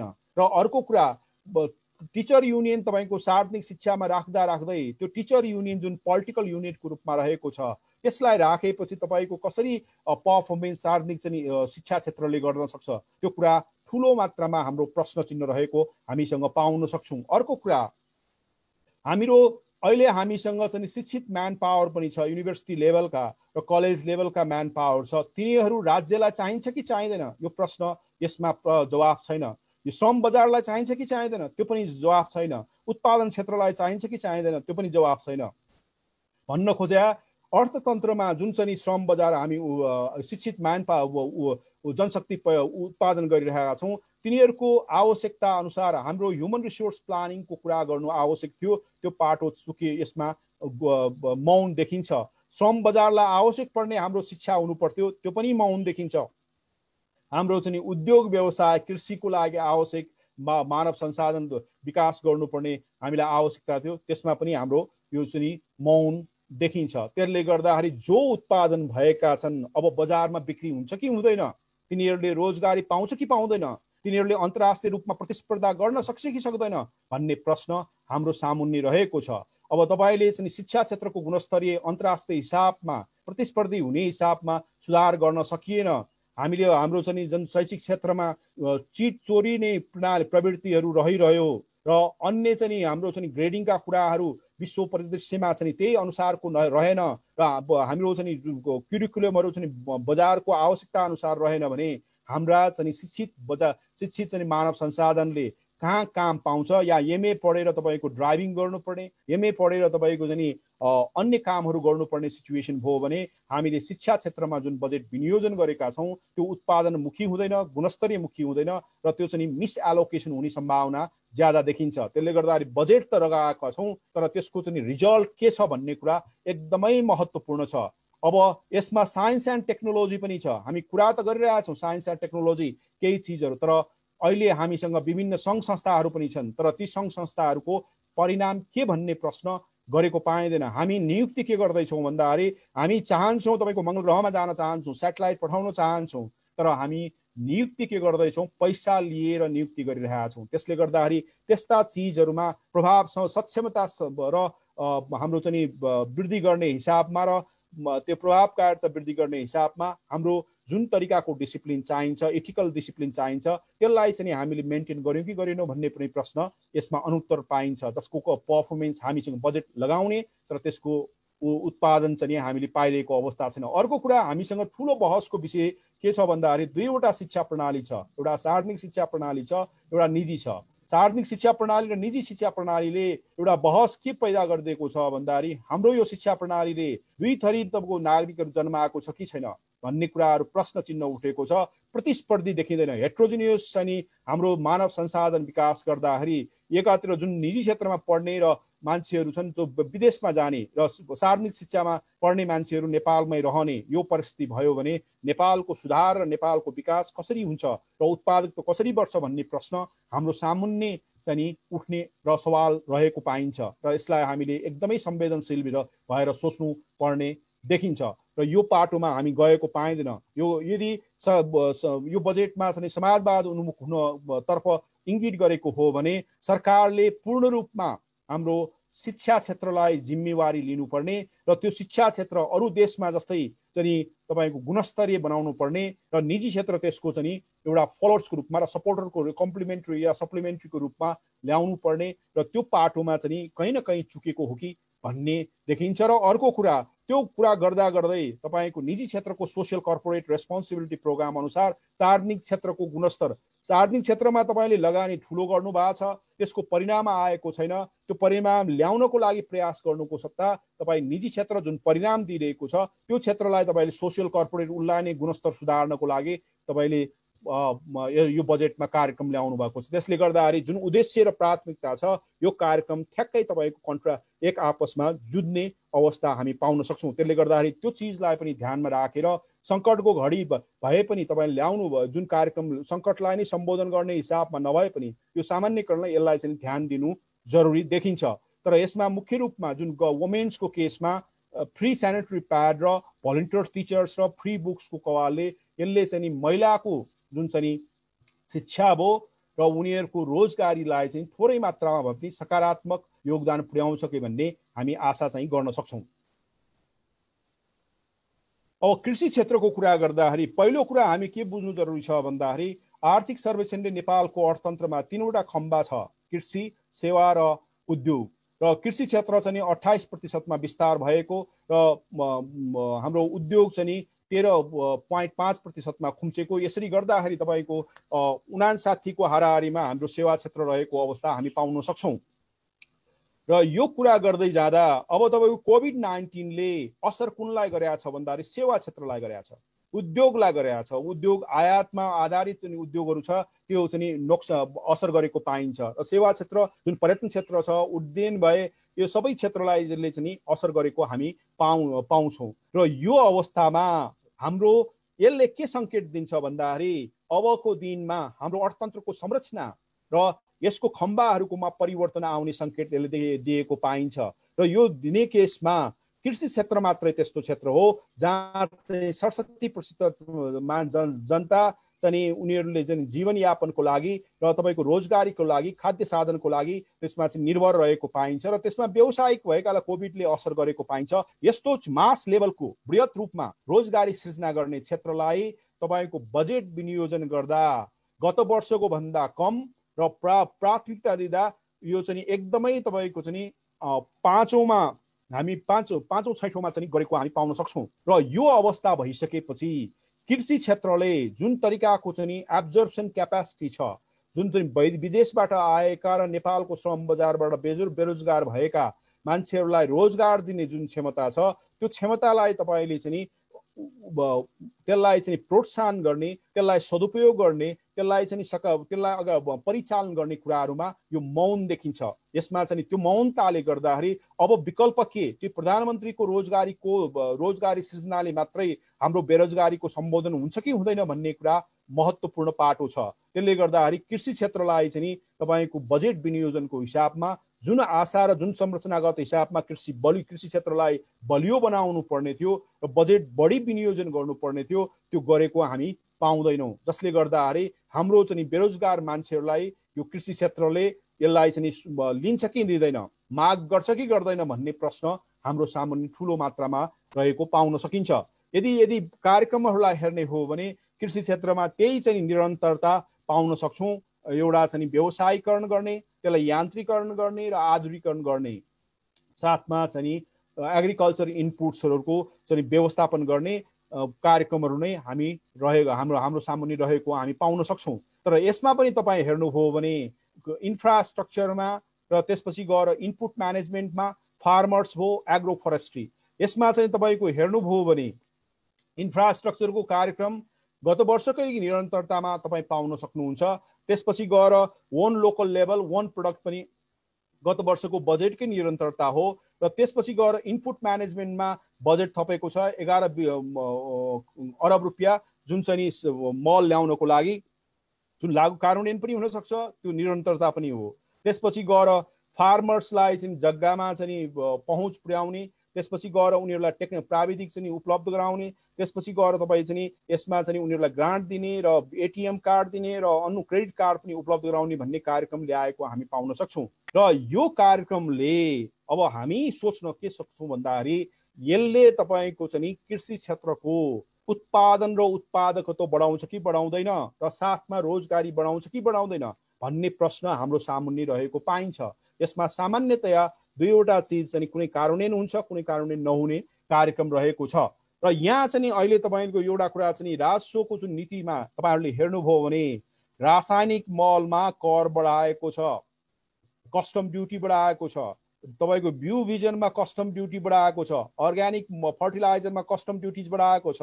अब तपाईँ एकातिर यसलाई विकास गर्न खोजिरहनु भएको छ, अर्कोतिर यसलाई करको चपेटामा ल्याउनु भएको छ। त्यो चापमा आइसकेपछि तपाईँको कृषिले जुन आवश्यकता अनुसार उसलाई उच्च उन्नत जातका बिउ बिजनहरू हामीसँग तयारी नगरेको अवस्थामा पाउनु पर्ने हो, त्यो पाउँछ कि पाउँदैन? रासायनिक मलमा तपाईँको सरकारले अनुदान दिए पनि त्यसको मूल्य त वृद्धि हुने भइहाल्यो, जसले गर्दाखेरि किसानलाई कतिको मार पर्छ। तपाईँ एटिएम कार्डको कुरा गर्दै हुनुहुन्छ, क्रेडिट कार्डको कुरा गर्दै हुनुहुन्छ, तर तपाईँले जुन चाहिँ उसलाई प्राइस इन्क्रिमेन्ट, फर्टिलाइजरको जुन प्राइस इन्क्रिमेन्ट छ त्यो त बढ्नेवाला छ नि त। गरिब र स्मल फार्मर्स करिब 60% भएको देशमा त्यसले गर्दाखेरि त्यसको नकारात्मक असर कस्तो होला हामीले सोच्न सकिन्छ, जसले गर्दाखेरि कृषकको चाहिँ उत्पादन लागत चाहिँ बढ्नेवाला छ र उसले त्यो उत्पादन लागतले गर्दाखेरि तपाईँको उसले बजार मूल्य पाउँछ कि पाउँदैन भन्ने, समर्थन मूल्य टोक्छु भनेर भनिरहेको छ तर पाउँछ कि पाउँदैन भन्ने प्रश्न ठुलो मात्रामा रहेको हामी पाउँछौँ। एकातिर सरकारले कम प्राथमिकता दिएको छ, दोस्रो तपाईँको चाहिँ कर पनि बढाएर यसलाई अझ तपाईँको सङ्कुचनमा या चाहिँ उसको क्रियाकलापलाई चाहिँ नियन्त्रण गर्न खोजेको हो कि भन्ने भावना हामीलाई पर्न सक्छ। र अर्को कुरा तपाईँको चाहिँ जस्तै कुनै कुरा चाहिँ हामीसँग अहिले रियल इस्टेट बिजनेसको हिसाबमा कृषि जग्गा वर्गीकरण गर्छु भन्दै पनि सरकारले वर्गीकरण गरेको पाइँदैन। सरकारले भूमि बैंकको कुरा गर्छ, गत वर्ष पनि कुरा गरेको थियो, यो वर्ष पनि कुरा गरेको थियो। जुन कुरा तपाईँको तत्कालीन गर्न आवश्यक थियो, यदि उत्पादन योग्य जमिनहरूलाई जोगाउने हो भने, तर त्यो पाटो नभइसकेपछि उत्पादन जमिन तपाईँको चाहिँ यो भूमिखण्ड कुनै पनि उत्पादन नहुने चाहिँ भूमिको हिसाबमा ब्यारन ल्यान्डको रूपमा परिवर्तन भइरहेको अवस्था छ, जसले हाम्रो उत्पादन र उत्पादकतामा चाहिँ नकारात्मक असर गरेको पाइन्छ। यो भन्या के? यो भन्या त तपाईँको चाहिँ हाम्रो लागि नोक्सानी हो नि त। र अर्को कुरा तपाईँले चाहिँ एउटा वन प्रोडक्ट वन पकेट एरिया सुन्दा राम्रो देखिन्छ, तर तपाईँले हेर्नुभयो भने रिजल्ट आएको पाइँदैन। यो भन्नुको अर्थ त्यो स्रोत र साधनको दुरुपयोग मान्न सकिन्छ।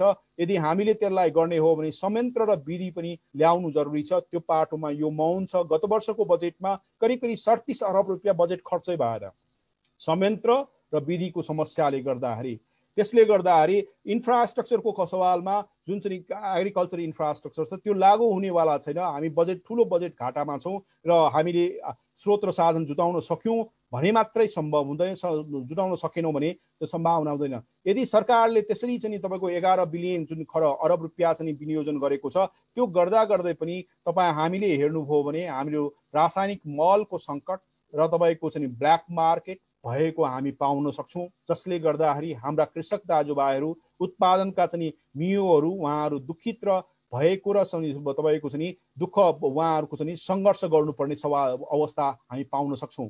र साथमा यो बजेटले जहिले पनि तपाईँको उत्पादकको बजार बनाउँछु भनेर भएको अवस्था छ, तर अहिले पनि तपाईँले हेर्नुभयो भने मार्केटलाई ध्यान दिएको पाइँदैन। फार्मर्सको जुन पोर क्यापेसिटी छ त्यसलाई ध्यान दिन पाइँदैन। हामी यदि शिक्षाको कुरा अघि मैले कुरा गरेँ, यदि हामीले शिक्षित बनाइसकेपछि त्यो मान्छे मङ्गल ग्रहबाट आएको मान्छे जस्तो हुन्छ, ऊ किसान या उत्पादन गर्ने चिजमा उसको ध्यान हुँदैन। त्यसले गर्दाखेरि हामीले जुन शिक्षा छ त्यो शिक्षा हाम्रो कृषिले के माग्छ, उद्योगले के माग्छ, सेवाले के माग्छ, त्यो अनुसारको हामीले शिक्षा नीति लिनु जरुरी छ, सुधार गर्नु जरुरी छ। त्यसपछि मात्रै हाम्रो नयाँ सिप र शिक्षा र ज्ञानले चाहिँ कृषि क्षेत्रको उत्पादन र उत्पादकत्व वृद्धि गर्नमा सहज र सरल हुन्छ, जसले गर्दाखेरि स्वावलम्बी र स्वाभिमानी अर्थतन्त्र निर्माण गर्नको लागि यसले सहायता र सहयोग गर्ने देखिन्छ। र त्यसले गर्दाखेरि हामीले यो कृषि क्षेत्रमा जुन चाहिँ कम प्राथमिकता दिएको छ त्यसले चाहिँ आउने दिनमा नकारात्मक असर गर्छ कि भन्ने भान चाहिँ हामी अनुमान लगाउन सक्छौँ।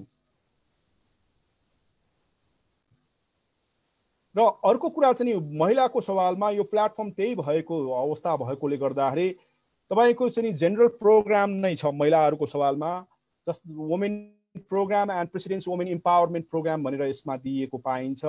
सामान्यतया यसमा मुख्यतया महिलाको चाहिँ सिप दक्षतालाई नै वृद्धि गर्ने हिसाबमा ध्यान दिएको पाइन्छ। त्यसपछि गएर प्रेग्नेन्ट महिलाको सवालमा रेस्क्यु गर्ने र वुमेन इन्टरप्राइजेस फेसिलिटेसनको सेन्टर प्रोग्रामहरू चलाउने र भाइलेन्सहरूलाई इलिमिनेसन गर्ने, चाइल्ड लेबरलाई इलिमिनेसन गर्ने र डिसेबल र ओल्ड एज र वुमेनलाई चाहिँ तपाईँको फेसिलिटेसन गर्ने भन्ने कुराहरू नै रहेको पाइन्छ। यदि गत वर्षको कार्यक्रमलाई हेर्ने हो भने यो कार्यक्रमको एउटा निरन्तरताको रूपमा हामी हेर्न सक्छौँ।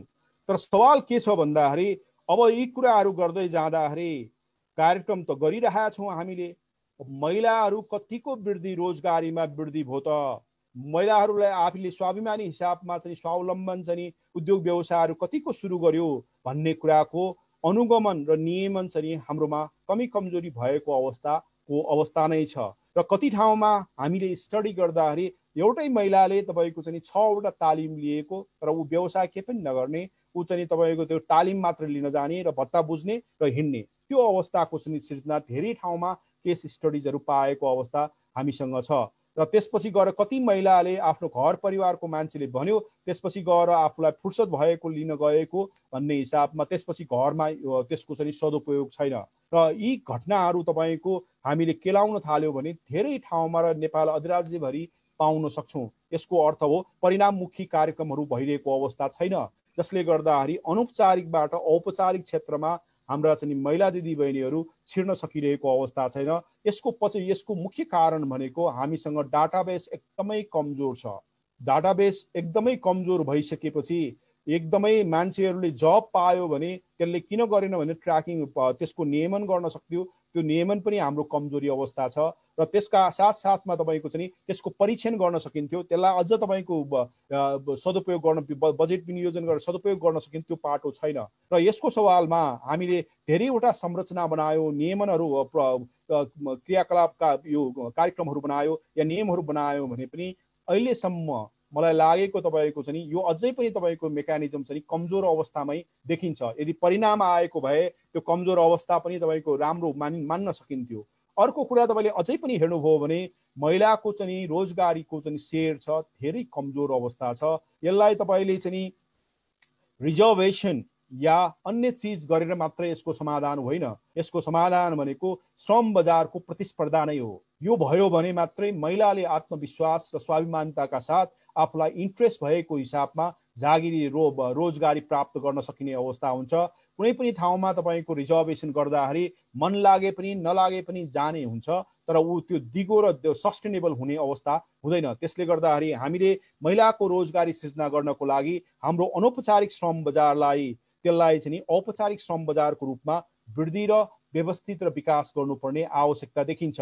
र अर्को कुरा महिलाकोसँग चाहिँ लेस इन्टरप्राइजेस छ। यदि तपाईँ कृषिमा हेर्ने हो भने महिला एकदमै तपाईँको चाहिँ खम्बाको रूपमा रहेको हामी पाउन सक्छौँ, तर त्यही क्षेत्र तपाईँको उद्योग व्यवसायमा हेऱ्यो भने त्यसमा चाहिँ कमी कमजोरी भएको हामी पाउन सक्छौँ। र जो पढेका छन्, जुन अध्ययन गरेका छन्, ती महिलाहरूले राम्रो रोजगारी पाएको र देशको नाम राखेको नेपालभित्र र बाहिर पनि त्यसको चाहिँ हामीले गर्व गर्नुपर्ने ठाउँ पनि हामीसँग छ। तर यदि बृहत रूपमा हेर्ने हो भने अझै पनि हाम्रो लिट्रेसी लेभल कमै अवस्था छ, जसलाई जबसम्म हामी बढाउन सक्दैनौँ तबसम्म यसमा परिवर्तन हुने अवस्था सिर्जना हुँदैन। त्यसमा त्यो सवालमा चाहिँ बजेटले प्राथमिकता दिएको या ध्यान दिएको जस्तो देखिन्छ, तर त्यसको परिणाम चाहिँ आएको पाइँदैन। अर्को कुरा प्रोडक्टिभ ट्रेनिङ चाहिँ भएको पाइँदैन। र यदि अर्को कुरा हेर्ने हो भने जो महिलाहरूको घर परिवार या निम्नवर्गीय निम्न आय वर्गका घर परिवार छन्, जो महिलाहरू बेरोजगार छन्, त्यहाँ तपाईँको हिंसा भएको, अशिक्षित छन्, हिंसा भएको त्यो हामी पाउन सक्छौँ। यदि त्यसले गर्दाखेरि महिलाको शिक्षा, महिलाको आत्मविश्वास र सक्षमतासँग महिलाको हिंसाहरू जोडिएको अवस्था पाइन्छ। त्यसले चाहिँ त्यस कारणले गर्दाखेरि हामीले एउटा चिज ध्यान दिनुभयो भने एकजना पुरुषलाई पढायो भने त्यो पढाएको चाहिँ ट्रान्सफर्मेसन एकजनालाई मात्रै हुन्छ, तर महिलालाई चाहिँ पढायो भने त्यो घर परिवारमा नै शिक्षा चाहिँ एकदमै ट्रान्सफर हुन्छ। त्यो अवस्था भएकोले गर्दाखेरि महिलाको शिक्षालाई यदि जोड दिन सक्यौँ, उनीहरूको चाहिँ सक्षमता र सिपलाई ध्यान दिन सक्यौँ भने मात्रै हामीले चाहिँ यसलाई चाहिँ अझ रोजगारी सृजना गरेर र भाइलेन्स पनि नियन्त्रण गर्न सक्ने र जुन तरिकाको चाहिँ होम स्ट्रेसहरू छ, त्यसलाई इमोसनल स्ट्रेसहरू छ, त्यो कम गर्न सक्ने वातावरण तयारी हुन सक्छ। तर त्यो अवस्था चाहिँ अहिले भएको पाइँदैन। र चाइल्ड लेबरको सवालमा हामी सबैजना अभियन्ताकर्ताहरूले या चाहिँ अरू चाहिँ देशका चाहिँ शिक्षित वर्गहरूले र सहरमा बस्ने मान्छेहरूले आफूले छातीमा हात राखेर सोच्नुपर्ने अवस्था छ। मेरो घरमा बच्चा को श्रमिक छ कि छैन, चाइल्ड लेबर छ कि छैन भन्ने सोच्नु जरुरी छ। यदि घरमा उहाँहरूले सुरुवात गरेर त्यो चाइल्ड लेबरलाई निरुत्सान गर्ने हो भने मलाई जहाँसम्म लाग्छ अर्बन एरियाबाट यो सुरु भयो भने देशमा सबैतिर यो समस्या सम्बोधन हुन सकिन्छ। र यो सम्बोधन चाहिँ जबसम्म यो त्यसले गर्दाखेरि कहीँ न कहीँ हाम्रो आफ्नो प्रवृत्ति र व्यवहारले नै यी चिज शिक्षित भइकन पनि त्यो चिजहरू रहेको हो कि भन्ने भान चाहिँ हामी पाउन सक्छौँ। यदि सहरमा हेर्ने हो भने तथ्यगत रूपमा या वस्तुनिष्ठ भएर हेर्ने हो भने प्रायः जस्तो घरहरूमा तपाईँको बाल श्रम तपाईँले पाउन सक्नुहुन्छ र त्यसलाई निर्मूल गर्नको लागि सहरी क्षेत्रमा नै अभियान सुरु गर्नुपर्ने देखिन्छ। शिक्षित भएर पनि त्यो चिज हामीसँग छ, हामी बोल्छौँ तर व्यवहारमा त्यो लागू भएको अवस्था छैन। त्यसले गर्दाखेरि यो चिजहरूमा बजेट चाहिँ मौन देखिन्छ। त्यसले गर्दाखेरि यो वुमेनको इम्पावरमेन्टको सवालमा एकदमै संयन्त्र र विधि दुवै आवश्यक छ र त्यसका साथसाथमा पूर्वाधारको चाहिँ निर्माण पनि आवश्यक देखिन्छ। र त्यो भयो भने मात्रै वुमेनको इम्पावरमेन्ट, वुमेनको लिटरेसी र वुमेनको चाहिँ जुन तरिकाको एम्प्लोएबिलिटी छ त्यो बढ्ने अवस्था देखिन्छ। यदि तपाईँले हामीले फरेन एम्प्लोयमेन्टमा हेर्ने हो भने वुमेनको चाहिँ एम्प्लोएबिलिटी पनि धेरै छ। देशले त्यसलाई रोके पनि उनीहरू भागेर आफै हिसाबले गर्दा, तर त्यहाँ चाहिँ समस्याहरू पनि धेरै छ। त्यो कारणले गर्दाखेरि हामीले तीनवटा चिजलाई ध्यान दिन सक्यौँ भने महिलाहरूको जीवनचर्या र जीवनयापन नै परिवर्तन हुन्छ कि भन्ने। तर यो चिजमा चाहिँ बजेट एकदमै मौन छ। सामान्यतया चाहिँ राष्ट्रपतिको एउटा कार्यक्रम राखेर अल्मलिएको अवस्था छ जसको चाहिँ तपाईँको संरचना र विधिहरूको अभाव छ। त्यसले गर्दाखेरि कतिको परिणाम दिन्छ भन्ने चाहिँ हामी भन्न सक्दैनौँ। तर नेपालमा चाहिँ थोरै मात्रामा लिटरेसी, एम्पावरमेन्ट र साथै इन्टरप्राइजेस, वुमेन इन्टरप्राइजेसमा तपाईँको परिणाम प्रगति छ, तर आशा गर्ने र हामीले सोचे जस्तो भएको अवस्था छैन, जसको लागि हामीले निरन्तर गर्नुपर्ने देखिन्छ। अब यो सँगसँगै जुन सेक्टरको चाहिँ मैले कुरा गरेँ, यो केही सेक्टर मैले छोडेको छु, तर अहिले थोरै राजस्व नीतिलाई हेर्ने हो भने केही चिज चाहिँ तपाईँले के पाउन सक्नुहुन्छ भन्दाखेरि यसमा धेरै मात्रामा चाहिँ यो कोरोना भाइरसले असर गरेका क्षेत्रहरूलाई सम्बोधन गर्ने हिसाबले आर्थिक उपकरण, वित्तीय उपकरणलाई उपयोग गरेको पाइन्छ। मुख्यतया यसमा चाहिँ ससाना घरेलु उद्योग, यसमा पनि महिलालाई तपाईँको विशेषतया प्राथमिकता दिएको छ। 10 वर्षसम्म महिलालाई जुन हिसाबले इन्कम ट्याक्स रिडक्सन गरेको छ त्यही हिसाबले, जस्तै तपाईँको 20 लाखभन्दा मुनिलाई 75%, 20 देखि 50 लाख मुनिकालाई 50% र 50 देखि 100 लाख भएकालाई तपाईँको 25% चाहिँ इन्कम ट्याक्स छुट दिने यो सरकारले नीति लिएको छ। र यो नीति चाहिँ महिलालाई चाहिँ बढी फाइदा, 3 वर्ष बढी फाइदा हुने देखिन्छ र जसले गर्दाखेरि यसले थोरै चाहिँ हाम्रा घरेलु उद्योग व्यवसायलाई चाहिँ राहत दिन्छ कि भन्ने आशा, यो एउटा सकारात्मक पक्ष हो। अर्को कुरा, माइक्रो इन्सुरेन्सलाई यसले प्रमोट गर्न खोजेको छ, यसमा भ्याट छुट दिएको छ। अर्को यसमा एग्रो रिलेटेड कस्टम ट्याक्स चाहिँ घटाएको भनेको छ, तर रेट चाहिँ बढेको अवस्था छ। इम्पोर्ट ट्रान्सपोर्ट भयो, मेडिसिनल र मेटेरियल भए, आयुर्वेदिक इन्टरनेट भयो, सर्भिस भयो, जतिवटा चाहिँ आर्थिक क्षेत्रमा चाहिँ कोभिड-19ले असर गरेको छ त्यसलाई चाहिँ आर्थिक वित्तीय उपकरणले पनि थोरै मात्रामा शुल्क घटाएर, कर घटाएर र भ्याटलाई चाहिँ छुट दिएर गर्ने सम्बोधन गर्न प्रयास गरेको छ। यो चाहिँ हामीले सकारात्मक रूपमा लिनुपर्छ। यसले पनि थोरै मात्रामा हाम्रा उद्योग, कृषि उद्योग र चाहिँ पर्यटन सेवा क्षेत्रको पुनरुत्थानको लागि चाहिँ जुन चाहिँ स्पिडमा हुनुपर्ने कामलाई चाहिँ अझ तेजो गति चाहिँ गर्छ कि भन्ने आशा गर्न सक्ने अवस्था रहेको हामी पाउन सक्छौँ। जुन यो नीति चाहिँ एकदमै ठिक छ या कति हुनुपर्छ भन्ने कुरा अर्को प्रश्न हुन सक्छ। यो अब प्रभावकारी हुन सक्ने, यो सरकारले कतिको प्रभावकारी गर्छ र यसलाई लागू गर्छ, कार्यान्वयन गर्छ भन्ने कुरा महत्त्वपूर्ण प्रश्न छ। किन भन्दाखेरि तपाईँको के सुनिया छ, जुन हाम्रो हाउस होल्ड इलेक्ट्रिसिटीमा सरकारले छुट दिने कुरा गर्यो रे, तर तपाईँको बिल तिर्न जाँदाखेरि छुट पाएन भन्ने गुनासो पनि आएको देखिन्छ। त्यसले गर्दाखेरि यो कतिको प्रभावकारिता तरिकाले जुन कुरा चाहिँ यहाँ एक एक शब्द चाहिँ बोलेको छ या लेखेको छ त्यो अनुसार कतिको कार्यान्वयन गर्छ भन्ने कुरा नै महत्त्वपूर्ण पाटो रहेको छ। तर यो हेर्दाखेरि चाहिँ यसले जुन कोभिड-19ले असर गरेका उद्योग व्यवसाय र कृषि र पर्यटन यो हाम्रो सेवा क्षेत्रहरूलाई नै तपाईँको सम्बोधन गर्न खोजेको र त्यसको पुनरुत्थान र पुनर्स्थापना र पुनर्सञ्चालन गर्न सहयोग गर्न खोजेको हामी पाउन सक्छौँ। तर यो कुरा गर्दा गर्दै सरकारले चाहिँ 2-3वटा चिज चाहिँ काम के गर्यो भन्दाखेरि तपाईँको चाहिँ पहिलो काम बिउ बिजनमा कर बढाएको हामी पाउँछौँ। त्यसपछि रासायनिक मलमा 5% यो कर थिएन, 5% थपेको अवस्था हामी पाउँछौँ। प्राङ्गारिक उत्पादनमा चाहिँ 5 बाट 10 गरेको पाउँछौँ र त्यसपछि गएर जुन चाहिँ बिउ बिजनमा चाहिँ 10.5% रहेकोमा 15% गरेको पाइन्छ। अब माथि भनेका चिजलाई यहाँ चाहिँ उल्टिङ पुल्टिङ गरेको पाइन्छ। कृषि क्षेत्रलाई जुन तरिकाले प्राथमिकता र गर्ने हिसाबले या कार्यक्रमहरू ल्याएको छ त्यसलाई थोरै मात्रामा सङ्कुचन या थोरै मात्रामा डिस्टोर्सन गर्ने हिसाबले यो कर ल्याएको छ। जुन कर चाहिँ त्यसको लागि चाहिँ कृषिको विकासको लागि सहयोगी साथी देखिँदैन। जुन उपकरण छ त्यो उपकरणको हिसाबले त्यो देखिँदैन।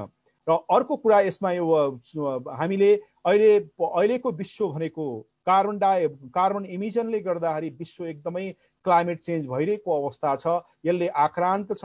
यसले गर्दाखेरि विभिन्न रोग व्याधिहरू र तपाईँको विभिन्न समस्याहरू आइरहेको अवस्थामा नेपालले पनि कार्बन इमिजनको लागि या तपाईँको चाहिँ यो क्लाइमेट चेन्जको लागि प्रतिबद्धता र यसमा न्यूनीकरण गर्ने र एडप्टेसन र मिटिगेसनका कार्यक्रमहरू सञ्चालन गरिरहेको अवस्थामा हामी ग्रिन इकोनोमीमा जाने विकल्प छैन।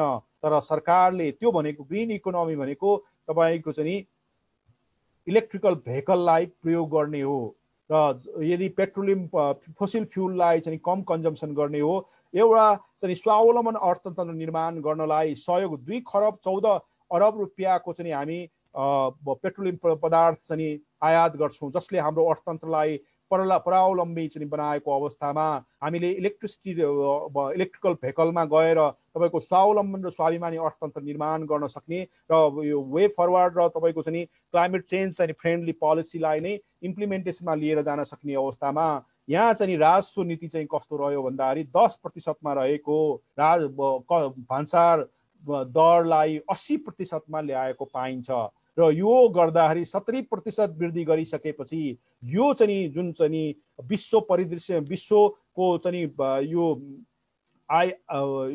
आइएफसीसी को चाहिँ हामीले चाहिँ सिग्नेचर गरेका छौँ र क्लाइमेट चेन्ज सम्बन्धी प्रतिबद्ध गरेका छौँ र क्लाइमेट चेन्जको बाटोले हामीलाई स्वावलम्बन अर्थतन्त्र निर्माण र स्वाभिमानी अर्थतन्त्र बनाउनको लागि सहयोग गर्ने बाटोमा गइरहेका छौँ। त्यो चिजको लागि चाहिँ यसले चाहिँ नोक्सानी गर्ने नकारात्मक असर पर्ने देखिन्छ।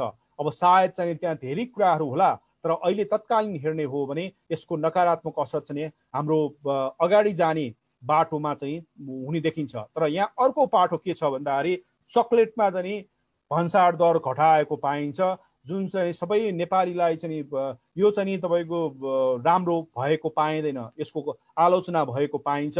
40%बाट 30% र 20%बाट 15% हेर्नुहोस्। यसको जुनै चाहिँ अहिलेको सङ्कटको घडीमा यो चकलेटको के लेन देन, तर हामी अहिले अर्थमन्त्रीज्यूले यो घटाएको पाइन्छ।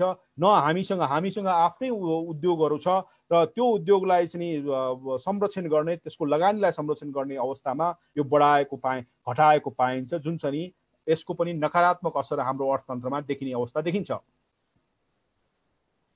अब यसको चुनौतीहरू के छ भन्ने कुरामा पहिलो कुरा चाहिँ हामी ज्योतिषी पनि होइनौँ, हामी तपाईँको चाहिँ नेपालीसँग संयन्त्र पनि छैन। कोभिड-19 कहिलेसम्म जान्छ भन्ने साह्रै ठुलो महत्त्वपूर्ण प्रश्न हामीसँग छ। यो कति लामो भएर जान्छ? यो बजेटको भविष्य चाहिँ नि कोभिड-19 को चाहिँ हातमा रहेको हामी पाउँछौँ। यो लामो भयो, यसको महामारी फैलियो, यो बजेट तपाईँले अहिले नै भविष्यवाणी गरिदिन्छु, म ज्योतिषी त होइन, यो बजेट तपाईँको असफल हुन्छ। हामी दशैंसम्म तपाईँको गयो भने यो बजेटको आधा 2 क्वार्टर सिद्धिन्छ। यो बजेट तपाईँले चाहिँ साधारण खर्च बाहेक के पनि हुँदैन र जतिवटा राम्रा लुभाउने कार्यक्रमहरू राखे पनि कोभिड-19ले सबै खाइदिन्छ र यो बजेटको भविष्य चाहिँ टुङ्ग्याइदिन्छ, जसले गर्दाखेरि जुन 7% चाहिँ महत्त्वकांक्षी आर्थिक वृद्धि राखेको छ त्यो पनि हावा खाने देखिन्छ। त्यसले गर्दाखेरि आशा गरौँ कोभिड-19 छोटो होस् र यसले चाँडोभन्दा चाँडो हाम्रो जीवन चाहिँ सामान्यकरण होस् भन्ने हामी आशा गरौँ। त्यो भयो भने मात्रै यो बजेट प्रभावकारी हुन्छ र बजेटले जुन चाहिँ उद्देश्य प्राथमिकता र नीतिहरू लिएको छ र कार्यक्रम राखेको छ त्यो चाहिँ लागू कार्यान्वयन हुने सम्भावना हुन्छ। त्यसले गर्दाखेरि यो बजेटको कार्यान्वयनमा पहिलो चुनौती भनेको कोभिड-19 नै हो र कोभिड-19 यदि छोटो चाँडोभन्दा चाँडो चाहिँ समाधान र सम्बोधन भएन भने या त्यो कम न्यूनीकरण भएन भने यो बजेटको भविष्य अन्यल र असफल हुने बाटोमा तय मान्न सकिन्छ। र अर्को कुरा तपाईँको चाहिँ दोस्रो चाहिँ समस्या भनेको स्रोत र साधनको कमी कमजोरी नै हो। स्रोत र साधनको कमी कमजोरी नै हो। त्यो स्रोत र साधनको कमी कमजोरी भनेको हामी यो ऐतिहासिक रूपमा 35% को बजेट घाटाको बजेट ल्याउँदैछौँ र त्यो भनेको त्यो तपाईँको साधारण खर्चको लागि ल्याउँदैछौँ। हेर्नुहोस्, पुँजीगत खर्चको लागि ल्याउँदै छैनौँ। र अहिले तपाईँले एउटा कुरा म दुईवटा कारण किन यो पैसा यो स्रोत र साधन व्यवस्थापन गर्न गाह्रो छ भन्दाखेरि कोभिड-19 ले नेपाललाई मात्रै असर गरेको होइन, कोभिड-19 ले छिमेकी मुलुकलाई पनि गरेको छ, विश्वका अन्य चाहिँ हाम्रो चाहिँ दात्री राष्ट्रहरूलाई पनि गरेको पाइन्छ। उसको पहिलो प्राथमिकता कोभिड-19 सँग लड्ने, त्यसलाई व्यवस्थापन गर्ने नै रहन्छ। त्यसका कारणले गर्दाखेरि तपाईँको उसले आफ्नो देशका नागरिकको जीव ज्यान र सुरक्षा, स्वास्थ्य सुरक्षालाई ध्यान दिन छोडेर त्यो बजेट चाहिँ नेपाललाई दिने सम्भावना छैन। त्यसले गर्दाखेरि जुन वैदेशिक ऋण राखेको छ त्यो उठ्नलाई गाह्रो छ, जुटाउन गाह्रो छ। दोस्रो कारण के छ भन्दाखेरि वर्ल्ड बैंक या एसियल विकास बैंक या अन्य चाहिँ अन्तर्राष्ट्रिय संस्थाहरूको नेपाल मात्रै प्राथमिकता होइन, उनीहरूको सबै मेम्बर कन्ट्रीहरू चाहिँ उनीहरूको प्राथमिकतामा छ। त्यसले गर्दाखेरि स्रोत र साधन चाहिँ उनीहरूको पनि खुम्चिने, उनीहरूको पनि जुन ऋण दिएका छन्, ऋण दिएको ब्याज नआउने, ऋण दिएको चाहिँ सामा पनि नआउने, अनि बजेट चाहिँ तपाईँको लगानी गर्नुपर्ने रेस्क्यु बजेट चाहिँ स्टेबलाइजेसन बजेट चाहिँ दिनुपर्ने भएकोले नेपालले पनि कम पाउने सम्भावना हुन्छ। त्यसले गर्दाखेरि यो स्रोत र साधन चाहिँ जुटाउन गाह्रो हुन्छ। यदि अब तपाईँले बाहिर होइन, बाहिर त ठिकै छ, तपाईँको भित्रको चाहिँ आन्तरिक बजारबाट उठाउँछु भन्यो भने हामी यो अहिलेको लकडाउनले गर्दाखेरि हाम्रो आर्थिक क्षेत्रहरू खुम्चिएको र त्यो खुम्चाइले वित्तीय क्षेत्रलाई पनि खुम्चिन बाध्य बनाउने अवस्था भएकोले गर्दाखेरि तरलताको समस्या हुने देखिन्छ। यदि तपाईँले 2 खरब भन्दा बढी पैसा बजारबाट उठाउनु हो भने हामी तरलताको सङ्कटमा जान्छौँ र वित्तीय सङ्कट चाहिँ निम्तिने अवस्था हुन्छ। तपाईँहरूले हामीले याद गर्नुपर्ने कुरा के छ भन्दाखेरि 2 पल्ट 3 पल्ट गत सालमा हामीसँग तरलताको चाहिँ सङ्कट भएर ह्यू एन्ड क्राई भएको अवस्था छ। त्यसले गर्दाखेरि पहिलो यो दुवै चाहिँ अवस्थाले गर्दाखेरि यो 35% को लागि जुन स्रोत र साधन छ, जुन बजेट घाटा छ, त्यो व्यवस्थापन गर्ने यो ठुलो चुनौतीको रूपमा यो बजेटमा रहेको हामीसँग छ। अर्को चौथो चाहिँ कारण के छ भन्दाखेरि सरकारको क्रेडिबिलिटीको कुरा हुन्छ। सरकारले यदि भ्रष्टाचार नियन्त्रण गरेर तपाईँको चाहिँ सुशासन दिएको छ कि छैन, विकासमा इमान्दारिता गरेको छ कि छैन र त्यसमा परिणाम दिएको छ कि छैन भन्ने कुरा विश्वका अन्तर्राष्ट्रिय संस्थाहरू र तपाईँको चाहिँ यो हाम्रो यो दात्र राष्ट्रहरूले हेरेको हुन्छ। त्यो चिजमा पनि कमी कमजोरी भएकोले उहाँहरूले जे चिज चाहिँ प्रतिबद्ध गरे पनि त्यो चिज चाहिँ नआउने समस्या चाहिँ यसले भोग्नुपर्ने अवस्था हुन्छ।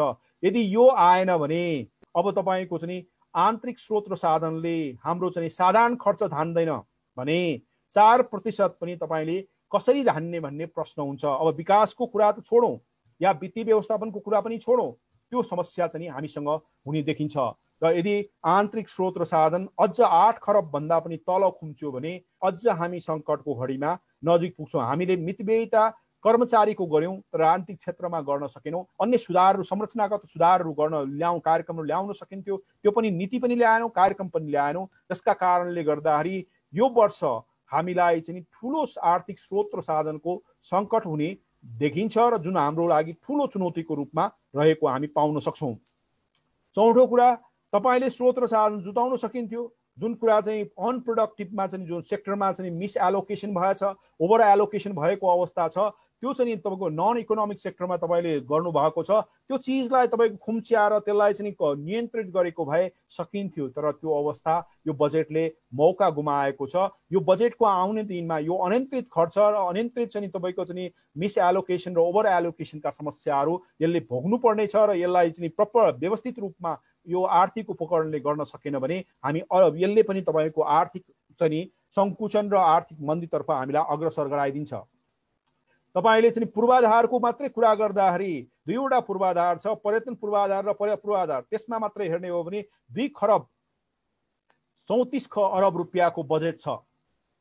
त्यो अहिलेको सङ्कटको घडीमा के सम्बन्ध भयो र?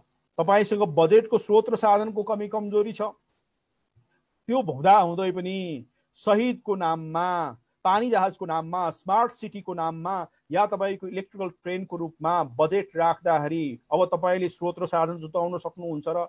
यो भने त दीर्घकालीन कार्यक्रम हो नि। यो वर्ष तपाईँले स्थगन गरेको भए के हुन्थ्यो र? आकाश खस्नेवाला थिएन, तर हामीले त्यो गरेनौँ। त्यसले गर्दाखेरि यो कार्यक्रम गत साल पनि हामीले चाहिँ बजेट चाहिँ स्रोत र साधन नहुँदाखेरि यसलाई चाहिँ हामीले कार्यान्वयन गर्न सकेका थिएनौँ। यो वर्ष पनि हामीले थाँती राख्नुपर्ने हुन्छ, यो अर्को वर्ष पनि जाने हुन्छ। त्यो भने हाम्रो बजेट निर्माण गर्दा, परियोजनाहरू छनौट गर्दा को कमी कमजोरीले गर्दाखेरि यसलाई बजेट बनाउने चिजलाई प्राविधिक नमान्दाखेरि यो चिजहरू आएको देखिन्छ। अब तपाईँलाई म स्मार्ट सिटी काठमाडौँमा बनाउने कुरा गर्दाखेरि तपाईँ मान्नुहोस् न, एउटा चिज, जग्गा कहाँ छ, काठमाडौँको मान्छेलाई आवश्यक छ कि छैन, र त्यसपछि गएर हामी विकासको मोडल के गर्न खोजिरहेका छौँ? हामी त विकास गाउँमा पुर्याउन खोजेका छौँ। त्यो गरिब जुन चाहिँ जनता कर्णालीमा चाहिँ खान नपाएका, लुगा लगाउन नपाएका, नुन नपाएका, र बाटो नपुगेका, र शिक्षा नपुगेका, स्कुल नपुगेका, र स्वास्थ्य नपुगेका जनतामा हामी विकास पुर्याउनलाई संहिता ल्याएका छौँ। त्यसको औचित्य के त? काठमाडौँमै सबै थुपार्ने हो भने र काठमाडौँमा ओपन स्पेस चाहिन्छ कि चाहिँदैन? तपाईँको चाहिँ एग्रिकल्चर ल्यान्डहरू चाहिन्छ कि चाहिँदैन?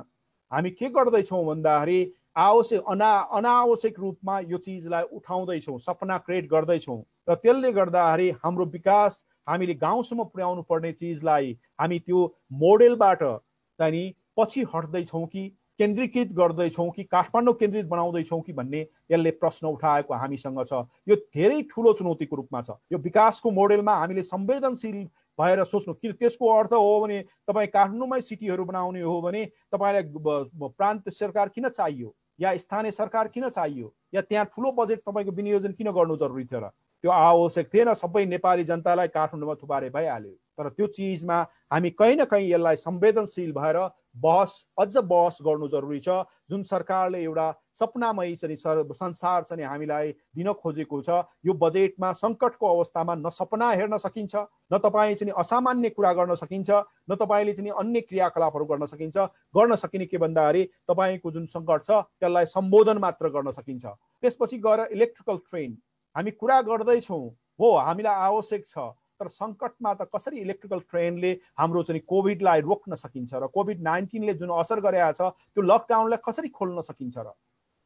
त्यसले गर्दाखेरि त्यो चिज हामीले मनन गर्नु र चिन्तन मनन गर्नु अति आवश्यक छ। यो वर्ष तपाईँको स्थान गरेको भए के पनि हुँदैन थियो, तर हामीले जुन सपना डे ड्रिमिङ छ यो पनि ठुलो चुनौतीको हो, जुन कार्यान्वयन हुनेवाला छैन। अब पानी जहाजको कुरा जुन दीर्घकालीन छ, अहिले नै चाहिने हो र? अहिले नै काठमाडौँबाट पानी जहाजमा गएर हामी चाहिँ अमेरिका जान सक्छौँ र? हाम्रो त्यस्तो क्षमता छ र? हामीसँग त्यस्तो चाहिँ दक्ष जनशक्ति छ र? संयन्त्र छ र? कोष छ र? त्यो के पनि छैन। अब हामीले राख्यौँ, तर सङ्कटको घडीमा यस्ता सपनामय लाग्ने चिजहरू हामीलाई आवश्यक छ नेपालको समृद्धिको लागि, नेपालको विकासको लागि। तर सङ्कटमा त्यस्तो कसरी सम्भव हुन सक्छ र? सङ्कटमा हाँस्न कसरी सक्छौँ र हामी? सङ्कटमा हामी विलासी कसरी हुन सक्छौँ र? सङ्कटमा हामी सपना कसरी बाँड्न सक्छौँ र? यो कुरा चाहिँ ठुलो चुनौतीको रूपमा छ, जुन चाहिँ बजेट घाटाले यसलाई पनि तपाईँको चाहिँ यो वर्ष पनि कार्यान्वयन गर्दैन। यस्ता कार्यान्वयन नहुने कार्यक्रमहरू करिब 40देखि 50% पूर्वाधारका कार्यक्रमहरू राखेका छौँ।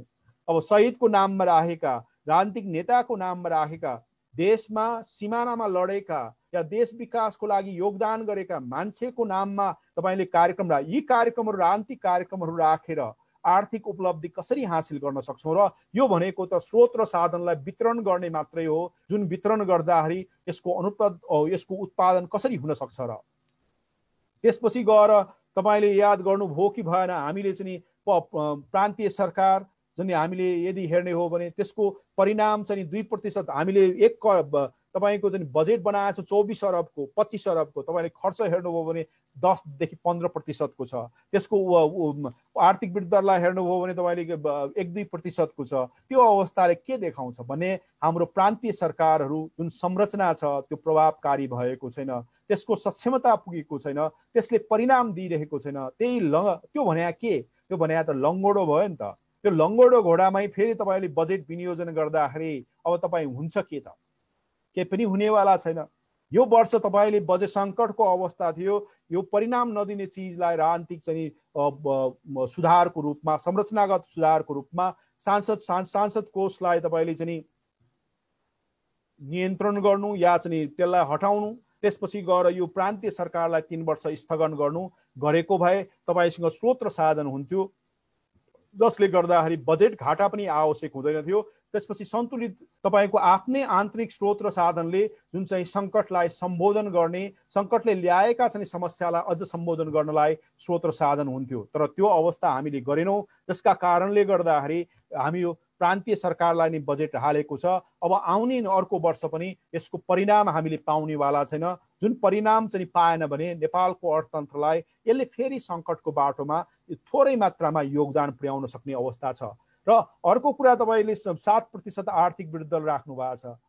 सङ्कटको घडीमा कसरी तपाईँको यो महत्त्वाकांक्षी आर्थिक वृद्धि दर हासिल गर्न सकिन्छ र? तपाईँ चाहिँ आर्थिक मन्दी र चाहिँ सङ्कुचनमा जाँदै हुनुहुन्छ, त्यस्तो अवस्थामा आर्थिक वृद्धि दरको कुरा राख्न सकिन्छ। त्यसले चाहिँ मान्छेलाई सपना र मान्छेलाई तपाईँको चाहिँ एउटा आत्मबल दिन सक्छ होला, तर त्यो चाहिँ परिणाम आउन सक्दैन। किन भन्दाखेरि सङ्कटको घडीमा सबै चिज चाहिँ सङ्कटमय हुन्छ, सङ्कुचन भएको हुन्छ। त्यो सङ्कुचनबाट तपाईँको चाहिँ सामान्यकरण हुनको लागि समय लाग्छ। त्यो सामान्यकरण गर्ने कुरामा करिब अन्य देशको अवस्थालाई कुरा गर्ने हो भने 2 वर्ष 3 वर्ष लागेको अवस्था छ। यो अवस्थामा हामी 1 वर्षमा हामी जस्तो चाहिँ गरिब राष्ट्र, अल्पविकसित राष्ट्र, जहाँ चाहिँ प्रत्येक चिज चाहिँ तपाईँको चाहिँ असक्षम छ, अप्रभावकारी छ, अनुत्पादिक छ, अपारदर्शी छ, र सुशासनबाट तपाईँको सुशासन छैन, भ्रष्टाचारहरू छन्, ती चिजहरू भएको ठाउँमा यो चाहिँ सामान्यकरण गर्नको लागि त अझ बढी समय लाग्छ। त्यो समयमा भित्रमा तपाईँको यस्तो 7% आर्थिक वृद्धि दर कसरी हासिल गर्न सक्छ?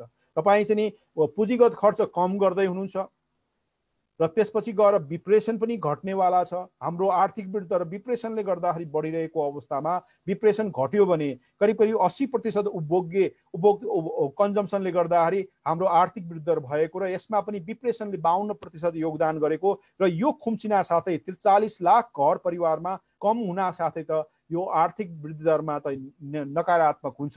यो हिसाबले पनि र हाम्रो चाहिँ लकडाउनले गर्दाखेरि जुन नोक्सानी गरेको छ त्यसका कारणले गर्दा पनि यो सम्भावना छैन। यो हासिल गर्ने धेरै ठुलो चुनौतीको रूपमा रहेको पाइन्छ। यसको लागि चाहिँ हामी चाहिँ बढी चाहिँ इमान्दार, बढी प्रभावकारी, बढी सक्षम, बढी सामर्थ्य र बढी चाहिँ क्रियाशील र बढी चाहिँ तपाईँको विधिसम्मत, बढी तपाईँको संयन्त्रलाई चाहिँ चलाउनु पर्ने हुन्छ। त्यो मलाई जहाँसम्म लाग्छ नेपालको सन्दर्भमा गाह्रो छ। र यसले गर्दाखेरि अब यसको चाहिँ हामी बाटो के गर्न सक्छौँ र वे फरवर्डको कुरा गर्दाखेरि हामीले पहिलो कुरा त कोभिड-19ले जुन महामारी ल्याएको छ, जुन बढ्दै आइरहेको छ र अहिले तपाईँको फास्टली बढिरहेको अवस्था छ, यसले के देखाउँछ भन्दाखेरि हामीले आपतकालीन चाहिँ कोष, आपतकालीन चाहिँ संयन्त्र, आपतकालीन चाहिँ मानव संसाधन, आपतकालीन तपाईँको विधि विधान नै आवश्यक छ र साथमा त्यो चाहिँ हाम्रो चाहिँ सीमा क्षेत्रहरूमा त्यसपछि मात्र यसलाई न्यूनीकरण र यसलाई चाहिँ सम्बोधन गर्न सक्ने हुन्छ। र अर्को कुरा चाहिँ लकडाउन चाहिँ जुन तरिकाले हामीले लगाइरहेका छौँ त्यसलाई होलिस्टिक हिसाबमा त्यसलाई चाहिँ तपाईँको विकल्पको रूपमा एरिया वाइज जान सकिन्छ। तर हाम्रो चाहिँ सबै ठाउँमा एरिया क्लियरेन्स भएर परीक्षण गर्नलाई किट्सहरू नहुने, टुल्सहरू नहुने, डक्टरहरू नहुने र ल्याबमा चाहिँ तपाईँको समय लाग्ने, यी कारणले गर्दाखेरि तपाईँको समस्या आइरहेको छ। त्यसले गर्दाखेरि हामीले लकडाउनलाई चाहिँ एउटा अल्टरनेटिभको रूपमा कुन चाहिँ अल्टरनेटिभ हुनसक्छ, सोसियल डिस्टेन्सिङबाट या हेल्थका जति पनि सिस्टमहरू छ या गाइडलाइन्स छ त्यसलाई फलो गरेर यसलाई हाम्रो इकोनोमिक एक्टिभिटिजलाई एक लेभल तपाईँको सामान्यकरण गर्न सकिन्छ कि भन्ने हामीले सोच्नु जरुरी छ। तर त्यो सोच्न चाहिँ होलिस्टिक एप्रोचले होइन, स्पेसिफिक एप्रोचले र विशेष हिसाबले यसलाई ध्यान दिनु पर्नेछ, जसले गर्दाखेरि नेपाली जनताको मानसिक स्वास्थ्य र अन्य चाहिँ मनोविज्ञान चाहिँ एकदमै सामान्यकरण भएर उत्पादनमा फेरि फर्किने वातावरण तयारी होस् भन्ने हामीले हेर्नु पर्नेछ। र अर्को कुरा, सङ्कटको घडीमा हामी जुन बजेट घाटा ल्याएका छौँ, हामीसँग स्रोत र साधनको सङ्कुचन छ। त्यसको लागि चाहिँ सरकारले तपाईँको चाहिँ ठुलो मात्रामा रिफर्म, पुनर्संरचना र सुधारहरू गर्नुपर्ने हुन्छ। यदि त्यो गर्न सक्यो भने मात्रै हामीसँग स्रोत र साधनको व्यवस्थापन र जो व्यवस्थापन गर्न सकिन्छ, जसले गर्दाखेरि यो बजेटको भविष्य चाहिँ नि प्रभावकारी र हामीले चाहिँ विकासलाई चाहिँ अघि बढाउन सक्ने अवस्था र सङ्कटलाई निम्त्याउन पर्ने आर्थिक चाहिँ जुन मन्दी छ त्यसलाई थोरै मात्र नियन्त्रण गर्न, न्यूनीकरण गर्न सक्ने न्यूनीकरण गर्न सक्ने बाटो तय गर्न सक्छौँ। नत्र भने चाहिँ हामी चाहिँ जे अवस्थामा यो बजेटको जुन भविष्य छ, कोभिडले क्वार्लक्क चाहिँ खाने सिचुएसनको वातावरण चाहिँ निर्माण हुन सक्ने अवस्था हामी देख्न सक्छौँ। धन्यवाद।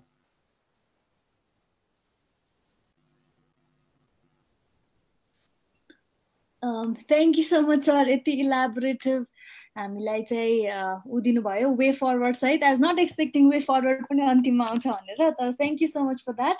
यो सँगै हामी फेसबुक लाइभ चाहिँ बन्द गर्छौँ अब, and then will take few questions पार्टिसिपेन्ट्सबाट, अनि त्यस पछाडि will end this. Dilnawaz, can we close the Facebook live?